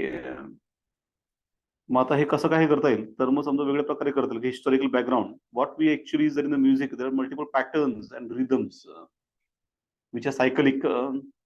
मग similarly maths मध्ये पण थोडंसं असंच म्हणजे प्रकारे वेगळे patterns असतात. Equations मध्ये रिदमिंग असतं मध्ये. And then scientist develop new and new patterns, ideas into it and explore. Mathematics कसं एक्सप्लोरिंगचं सायन्स आहे पूर्ण. People keep exploring new and new ideas into it, find out new equations. नाही का, रामानुजनचा नंबर एक प्रसिद्ध आहे म्हणजे, तर त्यांना ते बरोबर दिलं होतं की तो नंबर असा एक विशिष्ट नंबर आहे की different type of multiplication come to that number. मग आता हे त्याने एक्सप्लोर केलं समजा. So of course can it be given other dimensions? This other dimensions could be also given, like woman, youth. तर द्यावंच लागणार, नाही तर मग ते नुसतंच म्युझिक म्हटल्यानंतर मग फार वेळ देता येणार नाही. सिनियर सिटीजनचं डायमेन्शन देता येईल. So multiple dimensions, but it is definitely a bit difficult essay until you are like well versed with the mathematical ideas and interested into it. नुसता essay लिहिणं काही सोपं काही नाही, but one has to touch it with other things also. So multiple themes and sub themes could be created and then discussed. So as we pursue the maths, it's not a way it is. हा त्याचा main crux आहे म्हणजे. It's a music of a reason असं त्यांना म्हणायचं आहे. a society that has more justice is a society that needs less charity. So generally, charity is like what to say, exemplified in the Indian society. आपल्याकडे दानशूरतेचं उदात्तीकरण झालं आहे. तसं कर्णाचं उदाहरण आहे. कर्ण हा दानशूर प्रसिद्ध होता. तर अर्थात ते आवश्यकच आहे. दानशूरता आवश्यक आहे. बुद्धा फॉर एक्झाम्पल और कबीर या सगळ्यांनी दानशूरतेला खूप महत्व दिलं का? They always emphasize on the donation as a quality, charity. All great saints. Exactly. Otherwise, inequality go up, and it will create a social unrest. And what these saints warn the rich. The better you donate, or people will revolt and snatch it. लोक उठाव करतील आणि खेचून घेतील. त्यापेक्षा काय करा, स्वतःहून द्या ना. स्वतःहून देण्यात निदान मग काहीतरी हे तरी ना, खेचून घेतलं तर काय राहील तुमचं. मग त्यांना कळलं की हा म्हणणं बरोबर आहे म्हणे. मग कबीर सांगायचा तर श्रीमंत लोक काय करते की थोडंसं काहीतरी द्यायचे. मग कबीर म्हणाला की ऐरन की चोरी, ऐरन म्हणजे ऐरणी एवढं लोखंड चोरलं. ऐरन की करे चोरी और सुई का करे दान और देखते राह कब आएगा विमान. आता कधी देव पाठवतो विमान, म्हणजे तसं चालणार नाही. Substantial donation has to be done. त्यामुळे चॅरिटीचं महत्व आहेच. इथे लेस चॅरिटी म्हटलंय आणि असं कुठे म्हटलं नाही की चॅरिटी वाईट आहे, पण लेस चॅरिटी. मग गांधींचं म्हणणं असं आहे की if I had some political power in the hand, मला जर काही पॉवर दिली तर देशातले पहिले सगळे जे धर्मशाळा आहेत आणि सदावर्त आहेत ते बंद करून टाकेल. Sadavart is a place where the food is offered free. अशा सगळ्या जागा मी आधी बंद करून टाकेल असं गांधी म्हणत. Why? If I had some power given. तरी कधी घेतली नाही किंवा त्यांना दिली पण नाही समजा, पण त्यांनी असं म्हटलं होतं की मला जर कोणी सत्ता दिली तर देशातले सगळे हे जे food centre, free food centre, तर हा त्याचं म्हणणं की कोणालाही काही फ्री द्यायचं नाही. कोणतरी फ्री देणार कोणाला तरी तर मग that is a good to the human spirit or bad to human spirit. Bad ना. ते दाता याचक समजा तयार होतो मध्ये. याचक, the one who receives it is always meek or he is having independent ideas and proud of it. Is meek. तो लाचार असतो. तो म्हणतो की तुम्ही देव आहात, समोरच्याला म्हणतो यजमान तुम्ही देव आहात, आणि मग तिची रिलेशनशिप तयार होते. That is not a good bonding one can से. आणि त्यामुळे मग गांधींचं म्हणणं की अशा प्रकारचं आपण फुकट काही देणं कोणालाही काय केलं पाहिजे, बंद केलं पाहिजे. त्याच्याऐवजी काय केलं पाहिजे, empower them to earn, no? Empower them to earn. Why to give somebody something free? कोणतरी फ्री कशाला द्यायचं म्हणजे त्यांचं म्हणणं आहे. ही सगळी चर्चा जी आहे की society that has more justice in the justice needs less charity. हा खूप पॉइंटेड आहे की India has a lot of importance given to the charity traditionally. सत्पात्री दान करावे असं एक ते आहे की right person in right proportion. डाव्या हाताने केलेलं दान उजव्या हाताला करता कामा नये, अशी ती कल्पना आहे. तसं वेगळ्या प्रकारच्या आपल्याकडे कल्पना आहेत दान धर्माच्या. And then philanthropic models as we discussed that different people have different models. Like Birla's initially used to make only temples, Birla temples. पुढे त्यांना कळलं की चुकते मग ते बिट्स पिलानी काढलं. बिर्ला इन्स्टिट्यूट ऑफ टेक्नॉलॉजी गोव्यात आहे किंवा तिकडे राजस्थानमध्ये पिलानीला काढलंय, असं ठिकाणी तरी काढलंय. आणि मग तिथं कामाला लागलं. टाटाच from beginning knew that better social work is charity is a social work. So टाटाजने त्यात ती दिशा घेतली. म्हणजे नाव we are discuss recently the Ambanis and अंबानींचं पण आहे फाउंडेशन, इन्फोसिसचं पण आहे, अझीम प्रेमजींचं आहे. This people found foundation. Who is Reliance फाउंडेशनचं कोण चीफ आहे? GK, general knowledge which is not going to come in UPSC. पण असं थोडं सगळं आलंच पाहिजे. म्हणजे त्याचा अर्थ माहित नसलं पाहिजे थोडीच आहे. कॉमन सेन्स माहितीसाठी गरज आहे. नीता अंबानी ना, रिलायन्स फाउंडेशनचा चीफ म्हणजे नीता अंबानी आहे. त्यामुळे मुकेश कमवतात, खर्च करायचं काम नीता अंबानीकडे दिलंय. तरी ते हे केलं म्हणजे मुकेश हातून खर्च होत नाही, खर्च होत नाही. नीता अंबानी कमवत येत नाही. मग ते बरोबर त्यांचं मॅचिंग आहे. दे एक्झॅक्टली डू थिंग्स. मग आता नवीन नवीन मॉडेल येतं in the charity. But what essay says that charity is one part. What is better? establishing justice is a better. So how many justices are promised in preamble? 3 justices. Which 3? Social, political, economic. Preamble of constitution itself, 3 justices are promised: social, political, and economic. So what is justice? Is it same as equality? It is far bigger idea than only equality. What is justice end up into? न्याय काय आहे?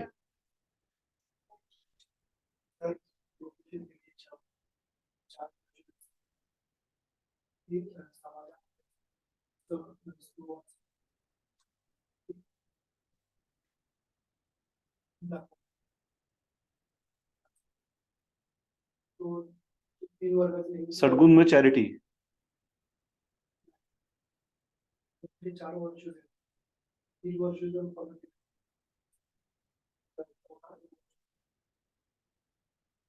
Okay, ठीक आहे.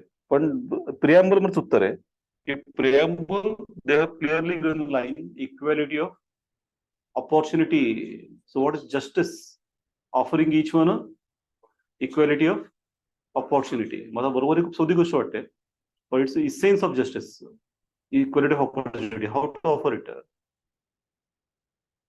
So we discuss. I had taken a loan from the Pradhan Mantri Mudra Yojana आणि 10 लाखाचं कर्ज घेतलं मी, and my competition is with Akash.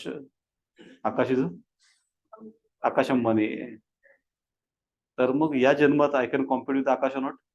तो आकाशात बसलाय, मी इथे जमिनीवर आहे. I should start planning for next to next birth. I should start planning for next to next birth. पुढच्या जन्मात थोडंसं अजून पुढे येईल मी. त्याच्या पुढच्या जन्मात yes I had some chance to compete directly with Akash. तर मग काय इश्यू आहे? Is the equality of opportunity there then? Where it is there? Like we had inbuilt systematic inequality build up in the Indian society.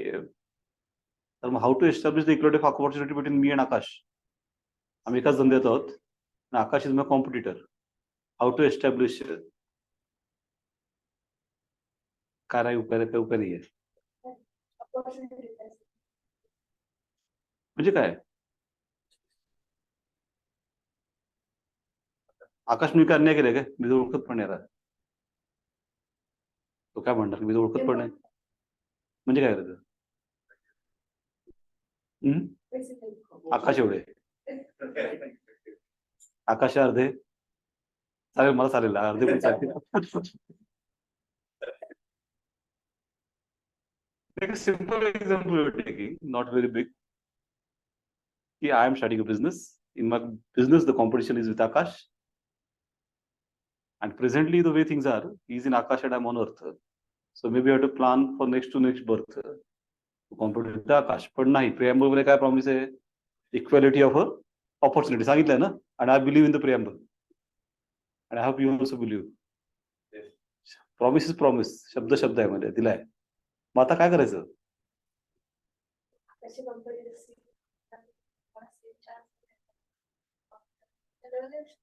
अच्छा, good idea. जी idea जबरदस्त आहे.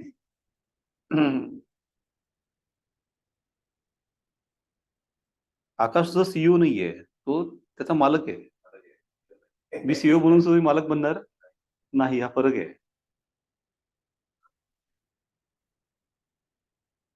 Equal circumstances. मग मी देवाकडे याचना केली पाहिजे पुढच्या जन्मी मला आकाशाच्या जन्म पोटी जन्माला घालणे, आता आत्महत्या करायची आणि आकाशच्या पोटी जन्माला घालाय नाही का? Equal circumstances.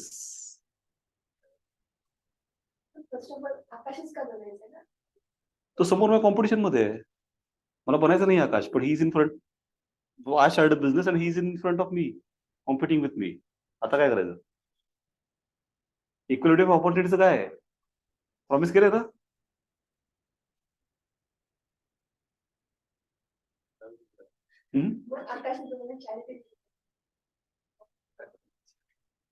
तो चॅरिटी म्हणजे काय करणार? सुई का करे दान.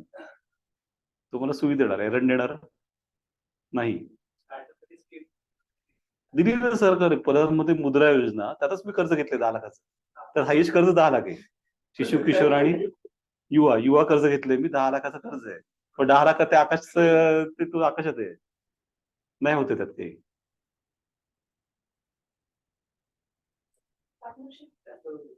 पार्टनरशिप माझ्या आकाश बरोबर की आकाश बरोबर बरोबर.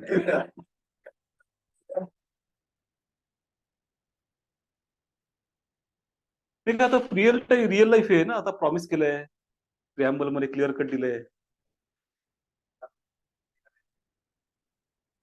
याचा तर शक्यच नाही, म्हणजे हे सगळं बोलायच्या गोष्टी आहेत. प्रिअम्बल कॉन्स्टिट्यूशन खोटी आहे कि कसमे वादे प्यार वफा, तसा था कसमे वादे प्यार वफा कॉन्स्टिट्यूशन, ये सब बातें बातों का क्या, असं ते आपण ऍड केलं पाहिजे. आता काय करायचं, काय उपायच नाहीये. जास्त नकोय मला, मला इक्वल हवी आहे, मला जास्त नको आहे, पण इक्वल तर असू दे. ऑलरेडी तुमच्या पुढे ऑलरेडी पुढे आहे आकाश ना, नाही होऊ शकत. प्रॉमिस तर केलं ना प्रिअम्बल मध्ये, नाही केलंय, केलंय ना इक्वलिटी ऑफ ऑपॉर्च्युनिटी. पण रिझर्वेशन तर SC ST OBC ला आहे, बिझनेस मध्ये कुठे आहे.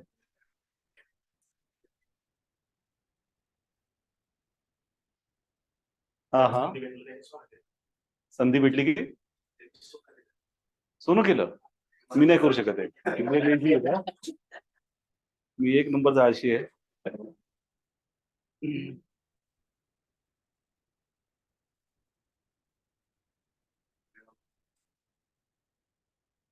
अरे सोपं आहे ना, rob the property of Akash Ambani because that is earn by his father and grandfather, not by him, and bring him to my level, and that's the equality of. ना आडनाव ठेवा, संपत्ती काढून घ्या. अरे आडनाव कशाला काढायचं. त्याची थोडीच आहे, त्याने काय कमवलं, लॉटरी लागली त्याला, लॉटरी करून घेतं की पैसा काढून, लॉटरी लागली त्याला, nothing less than different than lottery. Hereditary tax लावा ना. माय आकाश इज देअर ना, नॉट मुकेश. मी कशाला मुकेश मुकेश आधीच्या पिढीतलं आहे. इक्वल लोकांमध्ये कॉम्पिटिशन होते रे बाबा, उद्या वर्षी धीरूभाईंची करा असं थोडीच आहे.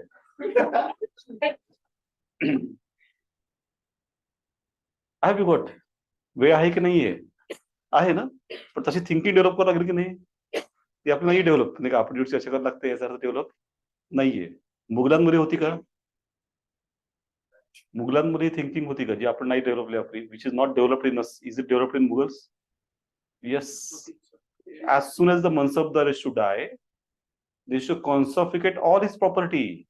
Why, you know, next other person who is coming upon his like hard work should not face the unhealthy competition ना. कारण मसूदचा मुलगा ऑलरेडी लिडिंग मध्ये असणार, मग त्याकडे सत्ता आहे, पैसा आहे, मग ते काय करायचं की सगळी मसूदची संपत्ती काढून घ्यायचे. टॅक्स लावा, त्याला टॅक्स म्हणतात, क्रेडिट टॅक्स लावा ना. लॉटरीच आहे ना, लॉटरीला टॅक्स असतो की नाही, असतो की. Otherwise, this is the way people keep getting hereditary property. Is the equality of opportunity established in the society? Never. It will never get established. And what's the promise that is in the constitution then? Constitution बदला मग आणि शब्द काढून टाका तो. तर तसं नाही, UPSC ऐसे टाकलाय, justice is more important then charity. मग मला आकाशकडनं मी चॅरिटी मागतोय का, मला धंद्याला तू हे दे, पैसे दान दे, नकोच दिवस. I want to compete with you, you come to my level, आणि मग आपण कॉम्पिट करू, बघू कोण किती चांगलं करतोय, म्हणजे who does but is sitting in Akash and I am on the earth, that's not a equal competition. Equal competition म्हणता येणार नाही. काय ती झिरोइंग थिअरी काय,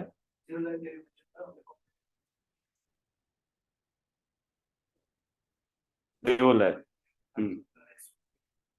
हा हा, तर ते the one who ahead will reach first आणणं, correct. So that is economically, socially and politically, every way we should true it.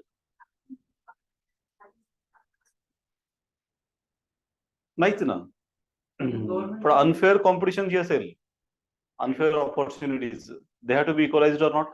Yes, they have to be equalised ना. तर गव्हर्नमेंट काय होऊ शकते,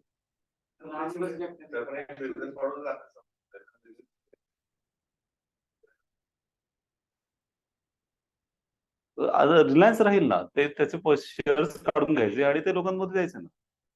बिझनेस मॉडेल नाही संपणार, बिझनेस मॉडेल राहणार. Undue advantage Akash is getting will be over. Isn't it? He's getting undue advantage or not? He is getting clearly undue advantage. का नाही? कसं वाटते नाही, बरोबर आहे, फेअर आहे. तर अनड्यू advantages आहे, विल बी ओव्हर ना, सिम्पल. आणि दिवस ना कोणाला अनड्यू advantage द्यायला नको, म्हणजे दॅट्स बॅड. लाईक त्याच्याने काय होतं की लोक people become more active inactive, you know, inactive. आता पुण्याला इथे बघतोय बऱ्याच जणांनी काय की जुने वाडे होते त्यांनी बिल्डिंग केल्यात, प्रत्येकाला 4 फ्लॅट मिळालेत. मग हे जे ओनर आहेत ते तर काहीच काम करत नाहीत, कुत्रे सांभाळतात, कुत्रे फिरवतात, आणि असं म्हणजे त्यांचं ते गाड्या जवळ त्यांच्याकडे, ते कुठलंच असं करिअर करायला किंवा कुठल्या हार्डवर्क करायला बघत. काय गरज आहे ना, बिल्डिंग बांधली, हा 4 फ्लॅट आहेत आपल्याकडे, ते भाड्याने देऊन त्यांना बऱ्यापैकी महिन्याला 2-3 लाखाचं भाडं बसल्या बसल्या मिळत आहे. So actually it is bad for them or good for them. It is bad for them, आयुष्य संपतं त्यांचं. दे बिकम रस्टिक, म्हणजे त्यांचं इतके ते हे होत चालत. मग ते बरोबरच वाटतं की त्यांना फायदा आला, पण ते ऍक्च्युअली नुकसान आहे. हे या प्रकारचं जे हे आहे ना, heritage tree model, that actually make the person inactive. It also denies the opportunity equal to the others. त्याच्यावर आपण विचार केला पाहिजे की नाही केला पाहिजे? होतं ना, पण आपण रद्द केला. Wealth tax is been cancelled in the country, heritage tax is never put. Heritage tax लावलाच नाही, वेल्थ टॅक्स होता तो पण आपण कॅन्सल करून टाकलाय. So systematically we are promoting equality or inequality. Inequality आपण पद्धतशीर इनइक्वालिटी वाढवतोय समाजामध्ये, त्याच्याबद्दलच मग आता येस आहे. So you can take it as broadly as possible and right. So in business sector, in agriculture sector, and you can take a world view, anti-view, multiple. And finally, education is what it remain after one has forgotten what has one has learned in the school. Einstein statement is. So it is also a well-known thing that idea of education many times get narrowed to the what's taught in the books. But Einstein has a very opposite statement. That what is forgotten after like what you learned, then what remains is called as education. Right? So that's something. So actually that means what I want to say, what which word? Values. की पुस्तकातनं काय शिकलो, तो काय शब्द शिकलो, काही geography असेल तर like lapse rate, reverse lapse rate, continental drifts, jet air, सगळं शिकलो, पण त्यानंतर सगळं विसरलो तर काय राहणार? तर काय व्हॅल्यूज शिकलो असेल तर राहणार ना.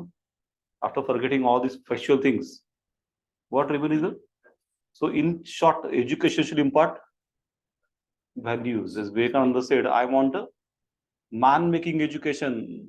Education should build a character. शिक्षणात काय घडलं पाहिजे? कॅरेक्टर घडलं पाहिजे, शील. का शिक्षणात नोकरी लागली पाहिजे फक्त?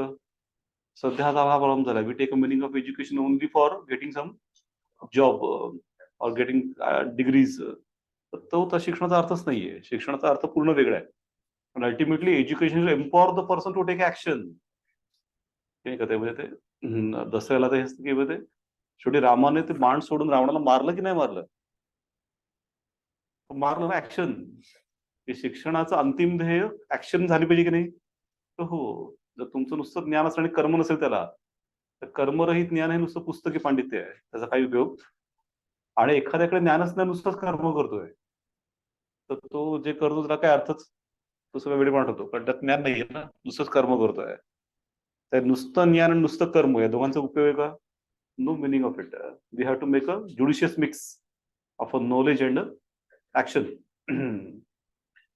तर मग ही सगळी जी व्हॅल्यू आहे ती कुठे मिळाली पाहिजे? शिक्षणातनं. मग त्यामुळे शिक्षणातनं काय मिळालं पाहिजे याच्यावर आईन्स्टाईनने बरोबर म्हणजे मार्ग घेतलाय. I don't know what has taught, I remember what I learned. त्या जुन्या पद्धतीमध्ये असं होतं की शिकवायचं. आता काय झालं पाहिजे? शिकण्यावर भर द्यायचा. म्हणजे आता नवीन पद्धतीमध्ये आपण शिकण्यावर भरतो. पण असे शिकवून काय उपयोग आहे? शिकवून काय उपयोग होत नाही. ते शिकले का आणि का शिकले, दॅट मॅटर्स. सो टीचिंग प्रोसेसपेक्षा जास्त भर कशावर पाहिजे? लर्निंग प्रोसेसवर. आत्मसात काय केलं त्यांनी. And then teaching should be such a way that they should learn. असं हे सगळं जे आहे, ही सगळी चर्चा याच्यामध्ये. सो एज्युकेशन रिलेटेड एसे येतोच, and they have put it exactly. So learning in this method will be lifelong or for particular 10 or 15 years? Lifelong, निरंतर शिक्षण. lifelong learning process it is. Then there is a rote learning old method to come to the, then exam centric issues are like exam centric system is also problematic. So the old pattern मध्ये ना, yes, the MCQ is like a factual method, which is not actually a good idea for education. Civil servant only knowing factual things doesn't make a sense. You should be able to like understand different phenomena, compare with each other, and find the best way out. So that ability, problem solving ability should get developed. So हे सगळं तुम्ही वाचून घ्या. Soft skill, adaptability, critical thinking, the role of experimental learning. So best of the ideas in the education are discussed here. So that could be done like a future of education in challenging world and drawing the global parallels about it. Bhutan's experiment, Singapore skill-based approach. Finland is very famous for their educational approach. Finland ko prasiddh hai. So they focus on the life skills, student well-being, reduce focus, exam focus, etc. Even Delhi has recently come with a happiness curriculum. Even that could be discussed. भारतातील प्रयोगशाळेत तर ते पण घेता येतील. असं सगळी चर्चा आणून then it could be best.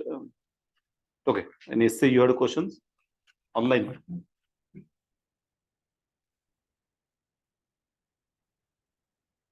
So overall essay writing is one of the most challenging part of the exam, but also rewarding because in essay some gets 80 and some gets 140.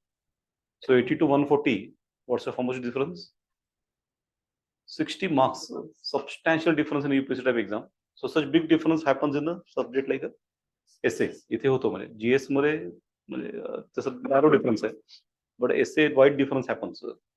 So in return, what to be done for essay? A simple formula. Whatever time you have decided to dedicate to the optional, dedicate how much time for essay?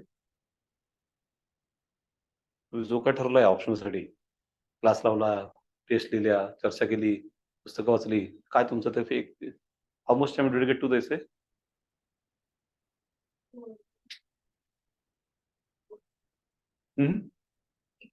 Equal? नाही properly सांगा ना म्हणजे अर्धा.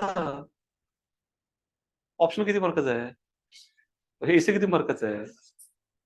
Simple ना, कमी काहीतरी good बोलतोय. Simple formula आहे की तुम्ही ऑप्शनल साठी जाय काही वेळ द्यायचं ठरवलं आहे त्याचा अर्धा वेळ कोणाला द्या?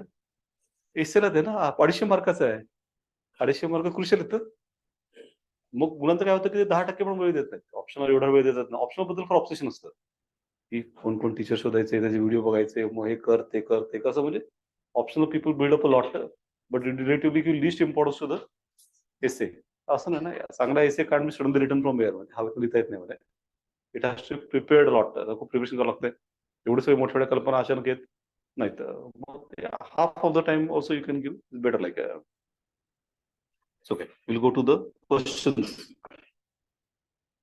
ठीक आहे, आपण परत बरोबर. History, explain the role of geographical factors towards development of ancient India.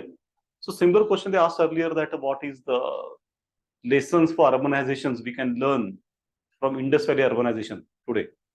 तसा सिमिलर प्रश्न आहे की ते explain the role of geographical factor towards development of ancient India.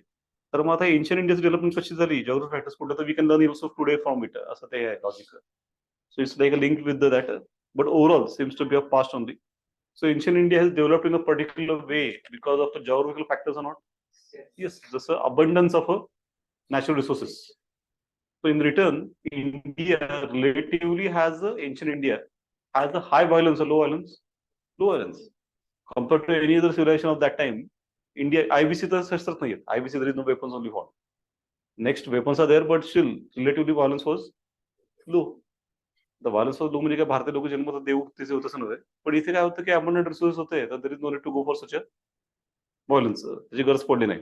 किंवा शांततापूर्ण धर्म जन्माला आले, जैनिझम, बुद्धिझम आणि आजीवक आणि सगळे कसं काय आले, तर हे सगळं geographical factors connected to it or not? Yes. Then soon idea of a Bharatvarsha emerged,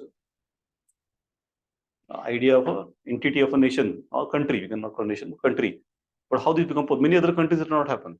It's not so much easy. But India it early emerged. थोडंफार लोड सेटल झालं लगेच एक 72 वर्ष नावाची कन्सेप्ट आलीच. कसं काय? India is a unit. India is a geographical 3-side sea, upside Himalaya, other side also Hindu Kush. It's type of like a box or unit India has got. So as a result, a type of like attachment to the land people got early, and it developed some idea of a broader unification also early, and so that helped in formation of empire soon or not. Yes, त्यावेळेला लवकरच मग empire उभे राहिले भारतामध्ये, तो फायदा आलाय. So असं वेगळ्या प्रकारे डिस्कस करता येईल म्हणजे how general factors development of ancient India. So one can start with IVC, then Vedic, and then later Vedic, and all this discussion.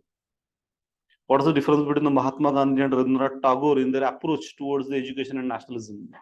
So nationalism we have discussed many times. Very simple. Tagore's more emphasis on humanism. Manavtavad Shrestha hai. If I was given a diamond and glass, he said, I'll better choose a diamond over the glass. What is diamond? Humanism. Glass is a. So he's categorically critic of nationalism. He says nationalism problem काय, it is very self-centric idea. आमचा देशच महान आहे. आमचा देश श्रेष्ठ आहे, and then others are like secondary. It ultimately created hatred, jealousy, and finally violence, the wars. असं त्याने ते नॅशनलिझमला खूप हे केलंय टागोरांनी. मग टागोर तर खूप मोठे थिंकर होते आणि त्याचा विषय फार पगडा होता. So has nationalism took a receded? No. Gandhi came and he had a public debate with the Tagore. दोघांचा जाहीर डिबेट झाल्यामध्ये जोरदार. दोघे मोठे थिंकर, दोघे they are close friends, but still they had a public debate on it. What Gandhi said? I don't see them opposite. I don't see them. Nationalism is a feeling which, if used positively, can help in expansion of humanity. की तिचा मानवतेच्यासाठी फायदा करून घेता येईल. Actually, positive feeling in nationalism. People come together with the feeling of we have belonged to one nation. It is far better than earlier old ideas of religion or caste or race or community. Better than that or not? Better than that, ना? आणि मग टागोर जेव्हा मानवतावाद, ती पण एक चांगली feeling idea आहे. वसुदैव कुटुंबकम, पण ते खूपच ब्रॉड होतं. त्यात असं कोणी एकत्र येत नाही. मग ते आयडिया म्हणून ठीक आहे, पण रियालिटी मध्ये nationalism is will be use more positively. At least one country or few countries keep using nationalism positively, they can oppose those countries who are using it negatively, like Hitler and Mussolini. Mussolini used the nationalism very negatively, extreme nationalism, which brought a danger to the world and violence. मग त्याला उपाय हा नाही की nationalism सोडून देणे, गांधी म्हणाले. पण टागोरांचं अल्टिमेट क्लेम काय होतं की सगळं ठीक आहे तुमचं, पण violence, this feeling creates a violence. मग त्यावर गांधी काय म्हणाले, ठीक आहे तो मुद्दा बरोबर आहे. And then he gone for non violence. मग आता ठीक आहे ते म्हणाले व्हायलन्स काढून टाकला पूर्ण. Gandhi nationalism is based on violence, non violence, non violence, and not based on violence, not based on hatred of anybody. Return from negative to positive. And about his education very much thing. आता हे गेलंच होतं याला, Shantiniketan got the, Shantiniketan got the world heritage site tag. ते already गेलंच होतं, चर्चेमध्ये होतं. So Tagore's idea is based upon learning with the nature, along with nature, very naturally. According to him, education is the blossoming of the flower. की फूल उमलतं तो शिक्षण असतं. म्हणजे काय, ते फूल उमलतं ही नाजूक प्रक्रिया असते की एकदम रफ प्रक्रिया असते? नाजूक असतं. तसं लहान मुलांचं असतं. मग त्यांना शिकवायचं म्हणजे ते कसं छडी घेऊन मारायचं की ओणवे उभा राहा, ते कर, तर त्याच्याने उलट ते फूल कोमेजणार ना. It should be very natural process. हे फूल उमलतं दिसत पण नाही, म्हणजे कळत पण नाही, पण ते उमलतं, म्हणजे खूप सुंदर दिसतं. तसं ते एज्युकेशन आहे. त्यामुळे टागोरांची शाळा Shantiniketan, how many walls? It's a school without a walls. का? Walls are symbolic of what? Conditioning of the mind. Walls हे सगळं कंडिशनिंग ऑफ माइंड आहे. Thinking in a particular way. ते असे असतात, आम्ही असे आहोत, ते असं असतं, शास्त्र असतं ते. टागोरांना शास्त्र मान्य की नाही, तर त्यांना कुठे शास्त्र विस्त्र मान्य नाही. त्यांचं म्हणणं की सगळे कंडिशनिंग करायचं काही गरजच नाहीये. It should be like open. जसं सगळ्या देशाने आपल्याकडे आयडिया आल्या पाहिजे की नाही, जगातल्या सगळ्या चांगल्या गोष्टी आपण शिकल्या पाहिजे की नाही, का आपण कंडिशन घातल्या पाहिजे यांच्याकडून शिकणं नाही त्यांच्याकडून नाही, हे तसं काय नाही, ते चाललं नाही. त्यामुळे मग it's a very interesting ball school. आणि विथ नेचर, झाडाखाली बसायचं.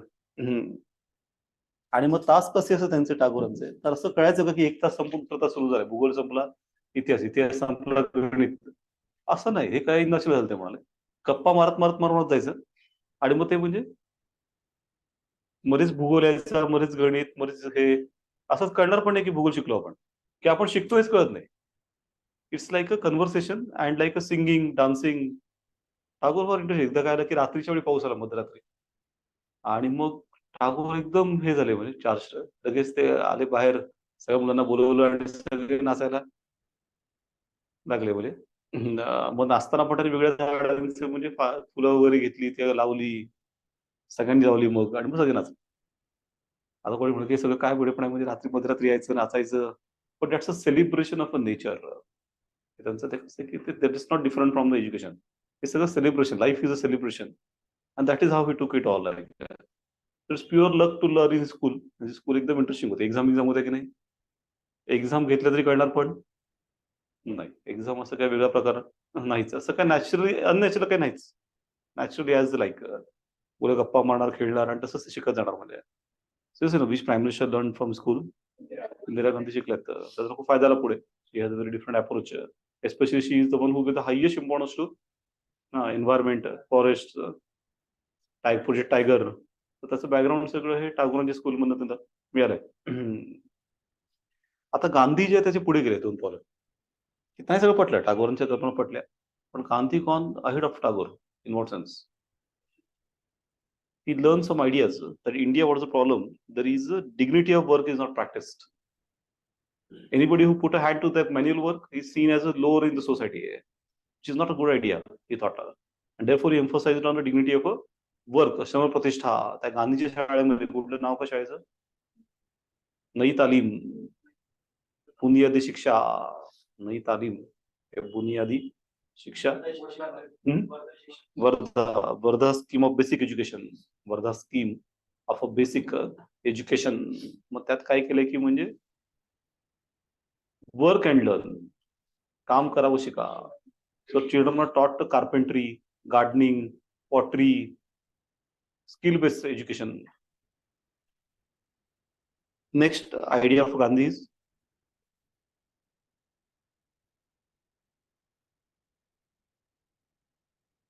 हा खूप इंटरेस्टिंग विषय आहे. तुम्हाला माहिती नसेल तर ठीक आहे, आपण बघून टाकू. पण गांधींची आयडिया कशी होती की he oppose the idea of government grant. सरकारकडनं ग्रांट घ्यायचे. Is it because British rulers there if not to grant? No, that's not only reason. After independence also he oppose. Why he was against the grant from government? Today, actually, all schools in colleges in India run from grant to government only. Gandhi is against it. Why?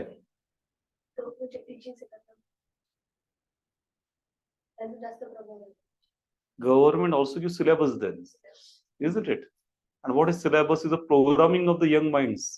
It's like seeding them as per the crop you want in the society. अशा प्रकारे पेरणी करणं, जसं तुम्हाला नंतर पीक हवं आहे. Is it a good idea then? No, that's like systematically deciding what direction we want to take the younger. And therefore, to get away from this dominance of government and programming, what's the best thought Gandhi idea thought? Don't take grant from government. ना ते नालंदा घ्यायचं की नाही grant सरकारकडनं? नालंदा प्रश्न विचारला युपीएससीने मागे. नाही घ्यायचं. त्यांच्याकडे जमिनी होत्या, त्यातले रेव्हेन्यू चालायचं. So there independent thinking or not. मग एक जर राजा आला आणि त्याची इच्छा होती की यांनी आपल्या बाजूने बोलावं. मंक्सला प्रतिष्ठा होता समाजात. दे are very prestigious. If they said something about Kings position will become strong, prestige will improved. तसं काय सांगायला लागला, तुम्ही असं बोला, तसं बोला, असं सांगा. तर वन मंक स्टूड अप आणि त्याने हात जोडले. भारतामध्ये उभं राहून हात जोडण्याचा अर्थ काय? फुटा इकडनं, म्हणजे निघा हातामध्ये. तो मंक उभा राहिला तर हजारो मंक उभे राहिले आणि सगळे हात जोडले. फुटा इंटू 1000. म्हणजे जरा कोणी काही म्हणजे बोललं बिल्लं नाहीये, दात मारले नाहीये, काही नाही. पण इतका मोठा इन्सल्ट की तर वाटलं काय मी काय बोलायचे, ताडताड निघूनच गेला. पण दॅट इज इंडिपेंडन्स. त्याला ते इंडिपेंडन्स म्हणतात बरे. किती क्षमता अशा आपल्या विद्यापीठातल्या चान्सलर मध्ये, व्हाईस चान्सलर मध्ये आहेत का? त्यांच्यात ती क्षमता नाहीये. ते नाही बोलू शकत. काय नाही बोलू शकत? ते काही पैशावर चाललेत ना, त्यांच्या ग्रांटवर जर चालले पगार, ते काय बोलणार म्हणजे व्हॉट लाईक ॲबिलिटी और तर मग ते गांधींना मान्य होतं. अजून गांधींचा टीचिंग क्लास कसा होता की can the child be at a time in 9th standard, 7th standard, 5th standard? Yes. How? his progress in a particular subject, na? History is good, 9th standard. Geography is okay, 7th standard. Mathematics is bad, 5th standard. असं एकाच वेगळ्या standard मध्ये ठेवायचं आणि शिकवत राहायचं. Subject पक्के करायचे. आपण तसं करतो का? आपण काय करतो की नाही, ग्रेस मार्क देतो आणि पुढे ढकलतो अँड देन त्यांना पास करून टाकतो. बॅच, या वर्षीची बॅच, त्या वर्षीची बॅच. गांधींचं म्हणणे की batch is a word taken from where industrial revolution, where production is done in batches ना. तर आपल्या शाळा कॉलेज काय फॅक्टरी आहेत काय? आणि आपले मुलं आपले काही इंडस्ट्रियल प्रोडक्ट आहेत काय? बंद केलं मग शेवटी. आता त्याचं तोटे दिसून आले. त्यामुळे मग त्यांचं काय म्हणणं की समजा एखाद्याचं मॅथ्स कच्चं असेल तर काय करायचं? स्थानिकांचा हात कच्चा आहे, सीसा टाकून देतच आहे. मग त्या पद्धतीने फटका बसलाय, ग्रेस मार्क ढकलली. एखाद्याचं मॅथ्स कच्चं आहे, गांधींचं काय म्हणणं, काय करायचं? काम करा त्याच्यावर, वर्क ऑन हिम ना, टीच हिम, इम्प्रूव्ह करा, सोडून देऊ नका, मडकं कच्चं नका ठेवू. If somebody remain weak in the subjects, that will later harm the society or not? Yes, it will become harmful to society ना. अशा प्रकारे गांधीन आयडियाज व्हेरी ऍडव्हान्स्ड, म्हणजे खूप इंटरेस्टिंग कल्पना आहेत मध्ये. आणि मग त्यांचं असं म्हणणं आहे की हे सगळं म्हणजे हुशार मुलं, ढ मुलं, हे जे कॅटेगरायझेशन आहे, is it a good idea? Hierarchy, क वर्ग हुशार, ब वर्ग कमी, क ड क असं करते, असे हायरार्की लावची पद्धती आपल्याकडे. So that's a good idea, bad idea? That's the worst idea. हे तुम्ही आपण कसं ठरवलं कोण हुशार आहे कोण आहे? At that level, students are not conscious, ना. It's all about how we teach. That is how they learn. की कोणी म्हणू शकतं की 8वीत एखादा मुलगा पहिला आला याचा अर्थ तो हुशार आहे, 8वीत नापास झाला याचा अर्थ ढ आहे. बरोबर आहे की नाही? का नाही? नुसतं बाकीच्या ऍक्टिव्हिटीचा मुद्दा नाही, हे आपण बघूयात. पास नापास ते बघूयात, ते बाकी जाऊ दे. सोपं आहे. तुझं पहिला आलाय तो कोण आहे? तो चांगला पोपट आहे. पोपट म्हणजे काय माहिती का? तो पाठांतर. त्याला नीट शिकवलं, ट्युशन लावल्यात, असं लिही तसं लिही, मग त्याने लिहिलं आणि तो पहिला आला. जर नाही आला त्याला कोण शिकवलं नाही, नीट सांगितलं नाहीये, बस. बाकी दुसरा काय अर्थ आहे का? दुसरा कुठलाच अर्थ काय हुशार विषयात स्पष्टच येत नाही. चांगला पोपट असण्याचा हुशार असण्याचे काय संबंध नाहीये. त्या लेवलला मुळात students are not conscious. How can you decide that they are like intelligent और नॉन इंटेलिजंट? ते कॉन्शियसच नसतं पहिले मध्ये. Children not conscious. They can they decide what is good, bad, right, wrong? त्यांची ती तेवढी क्षमताच नसते मध्ये. तर असं केस असेल तर मग this our discussion itself is like futile. की प्री कन्सिडर्ड हे करायचं की कोणतरी हुशार आणि कोणतरी ढ आहे, आणि मग त्यांना ते फिक्स करायचं की तुम्ही यात लेवलला राहायचं मध्ये. तर then that creates a complex in the mind ना. त्याच्यामुळे काय होतं की मनामध्ये इन्फिरिटी कॉम्प्लेक्स तयार होतो. आणि some other people had a opposite, that is a superiority complex. Then that is both are been good or bad? Both are been bad, दोन्ही वाईट आहेत. मग हे सगळं खूप इंटरेस्टिंग प्रश्न आहे मध्ये. आय होप ते लिहिता आलं पाहिजे मध्ये. Bring out a socio-economic effect of introduction of railways in different countries of the world. तर मग आता हे कसं त्यांनी केलंय की नुसतं इंडिया तर आहेच, पण different countries. Africa, British declared which railway? Cape to Cairo railway. Cape is where? Cape of Good Hope. To Cairo is Egypt. Vertically joining the Africa, French declared a trans-Saharan railway. Horizontally joining the whole Africa. Russian Tsar came with the most ambitious project in the world called Trans-Siberian Railway. Vladivostok to Petersburg, the longest railway route in the world. Germany declared a plan of Berlin to Baghdad railway. असे काही मोठे मोठे railway plan केले. Most of them are actually for systematic colonial exploitation. But do railway had only negative effect in the world? No. It helped in bringing people together, spread the idea of nationalism, spread the modern ideas. Also, it finished the isolation of the people in the world and brought them in the mainstream of a progress. And so good ideas, good progressive ideas also reached. So भारतात telephone आला, कसं काय आला? British. Railway आली, sorry, British. Though British itself are negative, still these things have come and this also helped or not? Yes. Gandhi proudly म्हणत की माझ्या इतका भटकणारा माणूस अख्ख्या भारतात कोणी, त्याचा फुल टाइम टेबल असायचं. असे गरा गरा गरा गरा भारत फिरायचे. पण कशाने फिरायचे? रेल्वे. तसं परमनंट हे होतं रेल्वेच्या ग्राहकमध्ये. तिथे भटकंती करते. पण रेल्वे नसताना भटकता आलं असतं का? तसं मला म्हणे. It will not able to possible. दोन्ही लिहायचे. Economically most of them are negative, but socially they are. भारतातली कास्ट सिस्टम कमी करण्यामध्ये, अनटचेबिलिटीला आघात करण्यामध्ये सर्वात मोठा हात कोणाचा आहे? रेल्वेचा आहे. ही railway is a place where first time Indians come nearer to each other so closely. त्याच्या आधी भारताचा अर्थ फॉर्म्युला काय होता? दूर राहा, स्पर्श करू नकोस. पण रेल्वेमध्ये कसं गर्दी आणि सगळे एकत्र, ते विचारायचं तू कुठल्या जातीचा तिकडे उभा राहा, तिकडे कुठे जा, कुठे आहे, सगळे असे. मग घरी जाऊन काय करायचं? आंघोळ करायची शुद्ध होण्यासाठी. पण किती जणांचे टच झाले आणि किती वेळा आंघोळ करणं ना, आंघोळ करून करून निमोनियाने बराचशी वेळ आली. मग शेवटी वैतागून आंघोळ सारखं आंघोळी करणं बंद केलं. काय म्हटलं? कलियुगच आहे तर हे होणारच. थोडक्यात भारतातल्या अस्पृश्यतेला सर्वात मोठा धक्का कोणी दिलाय? रेल्वेने दिलाय. So railway is a impersonal social reformer of India. भारतातला एक मोठा समाज सुधारक कोण असेल अवैयक्तिक, तो म्हणजे भारतीय रेल्वे आहे. What are the main features of Vedic society and religion? Do you think that some of the features are still prevailing in the Indian society? हा खूप सध्या चर्चेतला विषय आहे. कुठला शब्द? सनातन धर्म. सध्या वादग्रस्त आणि वादविवाद चाललेत.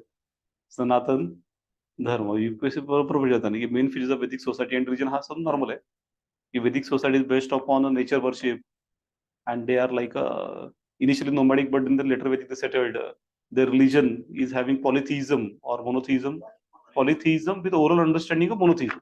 Polytheism पण होतं आणि monotheism पण होतं, oral understanding. Religion has like gods and goddesses, deities, multiple levels पण होतं त्यांच्यामध्ये. So much interesting it was, liberal religion, that one can create its own god or not. Yes, काही होतं.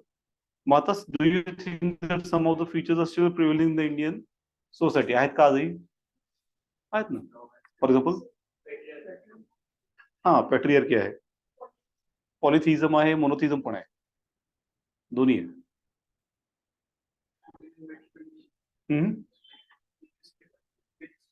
हा, मग ते नाहीये समजा. हा, today by modernity we try to improve, of course.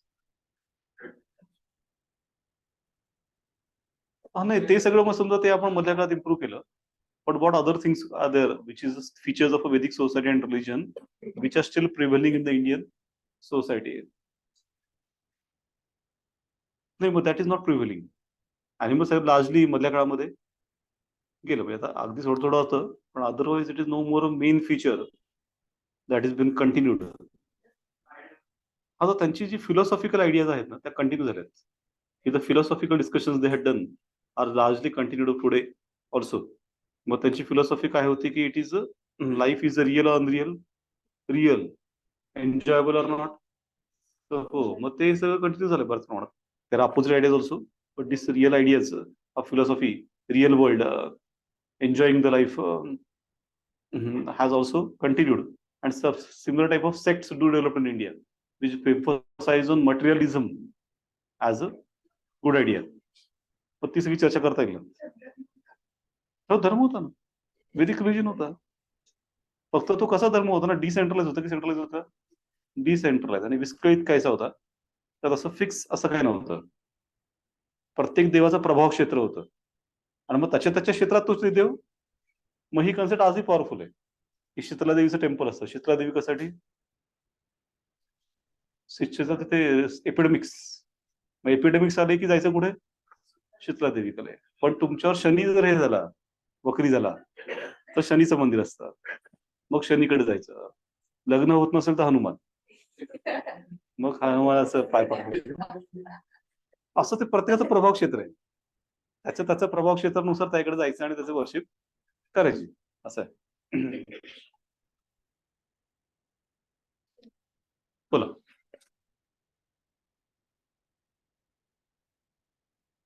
नाही, एवढं डिटेल त्याची गरज नाहीये, कारण एवढं मोठं उत्तर नाहीये.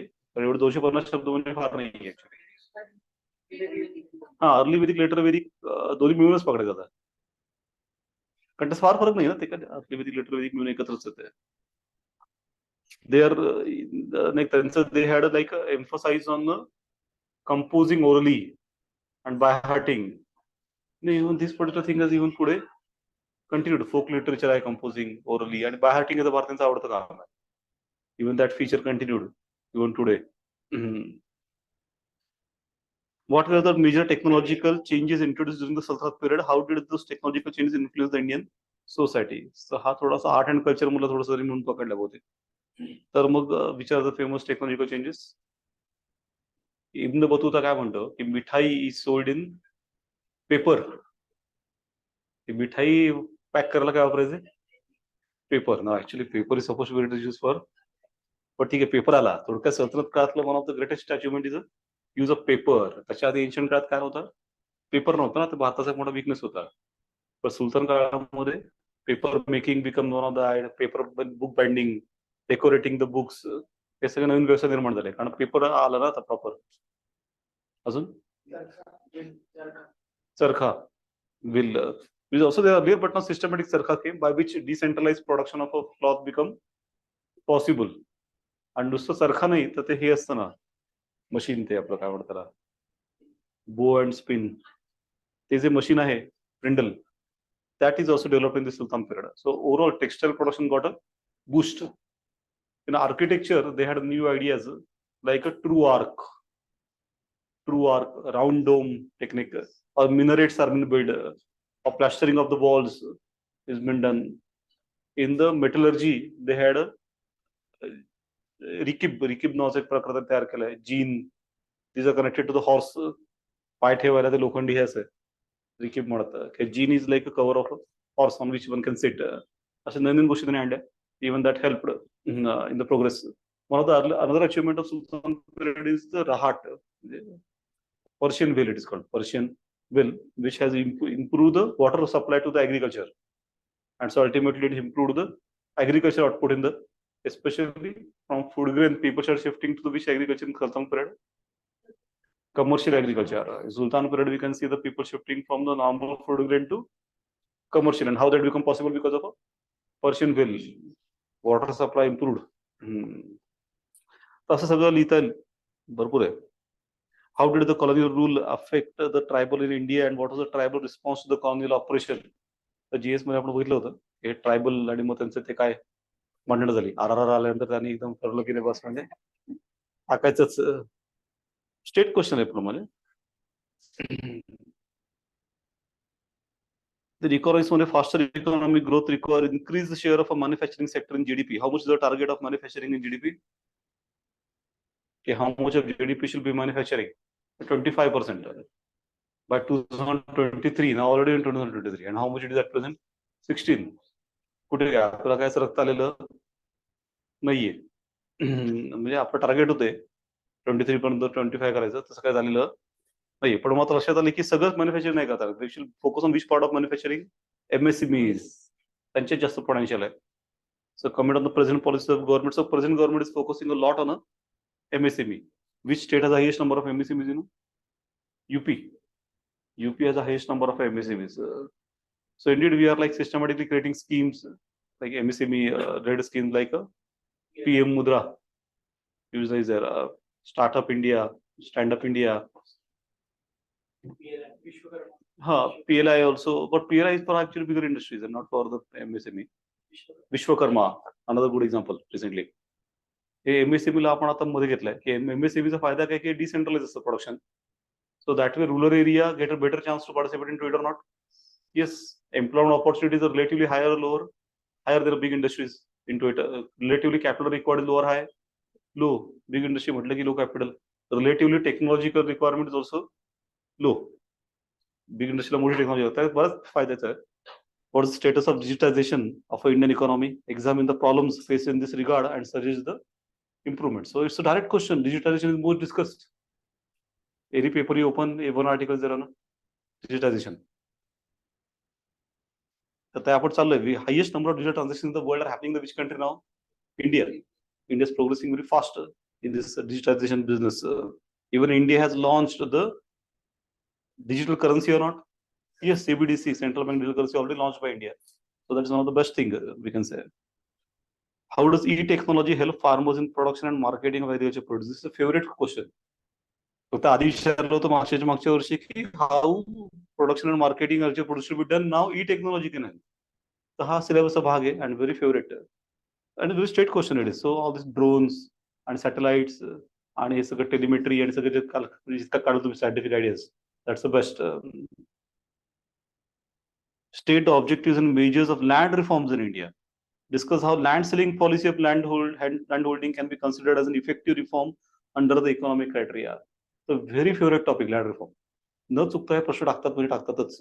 त्यामुळे यावर्षी टाकलाच त्यांनी. And straight question आहे, nothing great. Then how the land selling policies and how they're still relevant today. Some people say that no, already 87% people in India had a marginal land holding. Marginal means less than 4 acres. Then there is no use of further division of a land. But it's not true.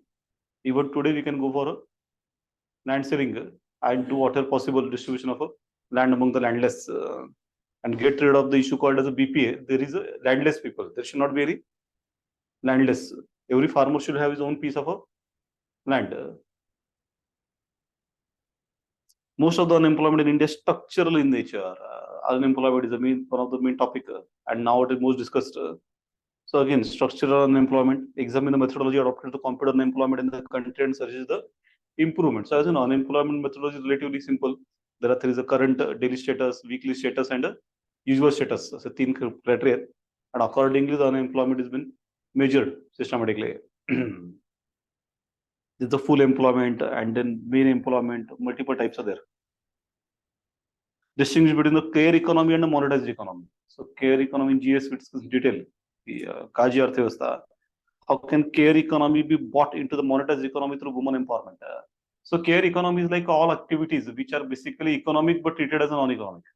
Like housewife work, taking care of children, taking care of old people, taking care of deceased people. It's actually economic, but somehow we treat it as a uneconomic. And then say it's not a part of GDP, and then women are like not useful, they say.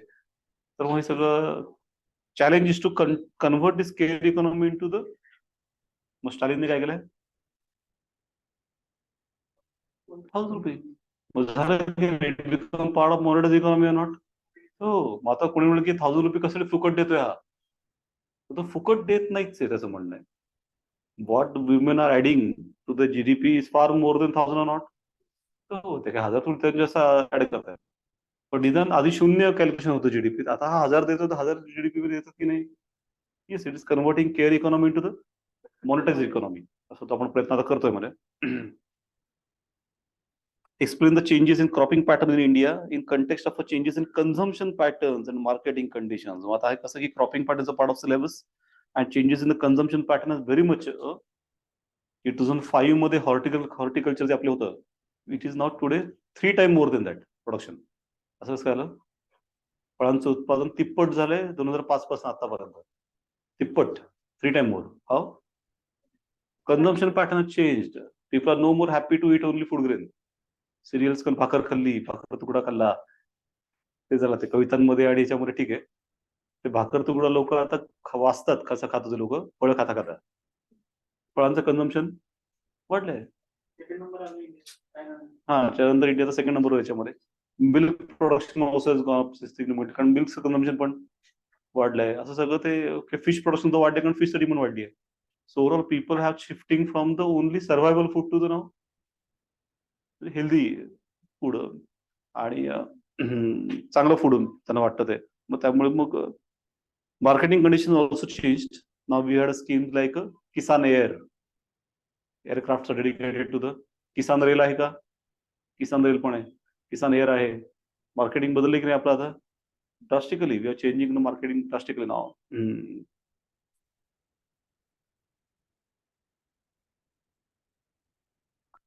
What are the direct and indirect subsidies provided to the farm sector in India and discuss the हे पण एकदम syllabus मध्ये subsidies is given in the syllabus.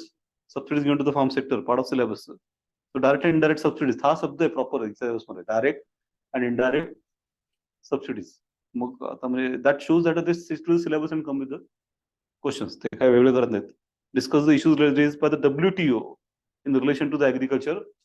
भारताचा वाद चाललाय, त्यांचं म्हणणं की तुम्ही हे डिस्टॉर्ट करताय market. Which scheme especially they are against? The National Food Security Act 123. So 123 is not a market price, no? So you're distorting the market. त्यांचं म्हणणं आहे, त्याच्यानंतर वाद आहे मोठा. भारताचं काय म्हणणं आहे? At 123 we are giving how much kgs to per person per day per month? 5 kgs देतोय आम्ही. So sufficient for the person or not? So no, a person require 8 to 9 kg per month. And we are giving only 5 kg. That means the remaining 4 kg they have to buy from market. So can these people buy at 3 rupees and sold at 25 rupees? WD चं म्हणणे की हे 30 रुपयात घेणार आणि 25 रुपयाला मार्केटमध्ये विकणार, मार्केट डिस्टॉर्टेड ना? Is it possible or not? It is possible if you have given them 15 kg. मग हे काय केलं तरी 8-9 kg खायचं आणि बाकीचं बाजारामध्ये, पण आपण देतोच मुळात 5 kg ना. मग आपण सर्व्हायवलचा देतोय का आपण मार्केटसाठी देतो त्यांना? सर्व्हायवल देतोय. Survival is not a part of trade. Trade म्हणजे काय? जेव्हा सगळं खाऊन उरतं त्यात असं काय होतं? ट्रेड होतो ना. So this scheme is not in the preview of WTO. भारताचं मेन ऑब्जेक्शन ते WTOच्या कक्षेत ते येतच. हा सगळा जो डिबेट आहे दॅट शुड कम हिअर. तर ठीक आहे, थोडं आपलं लेवल झालाय पण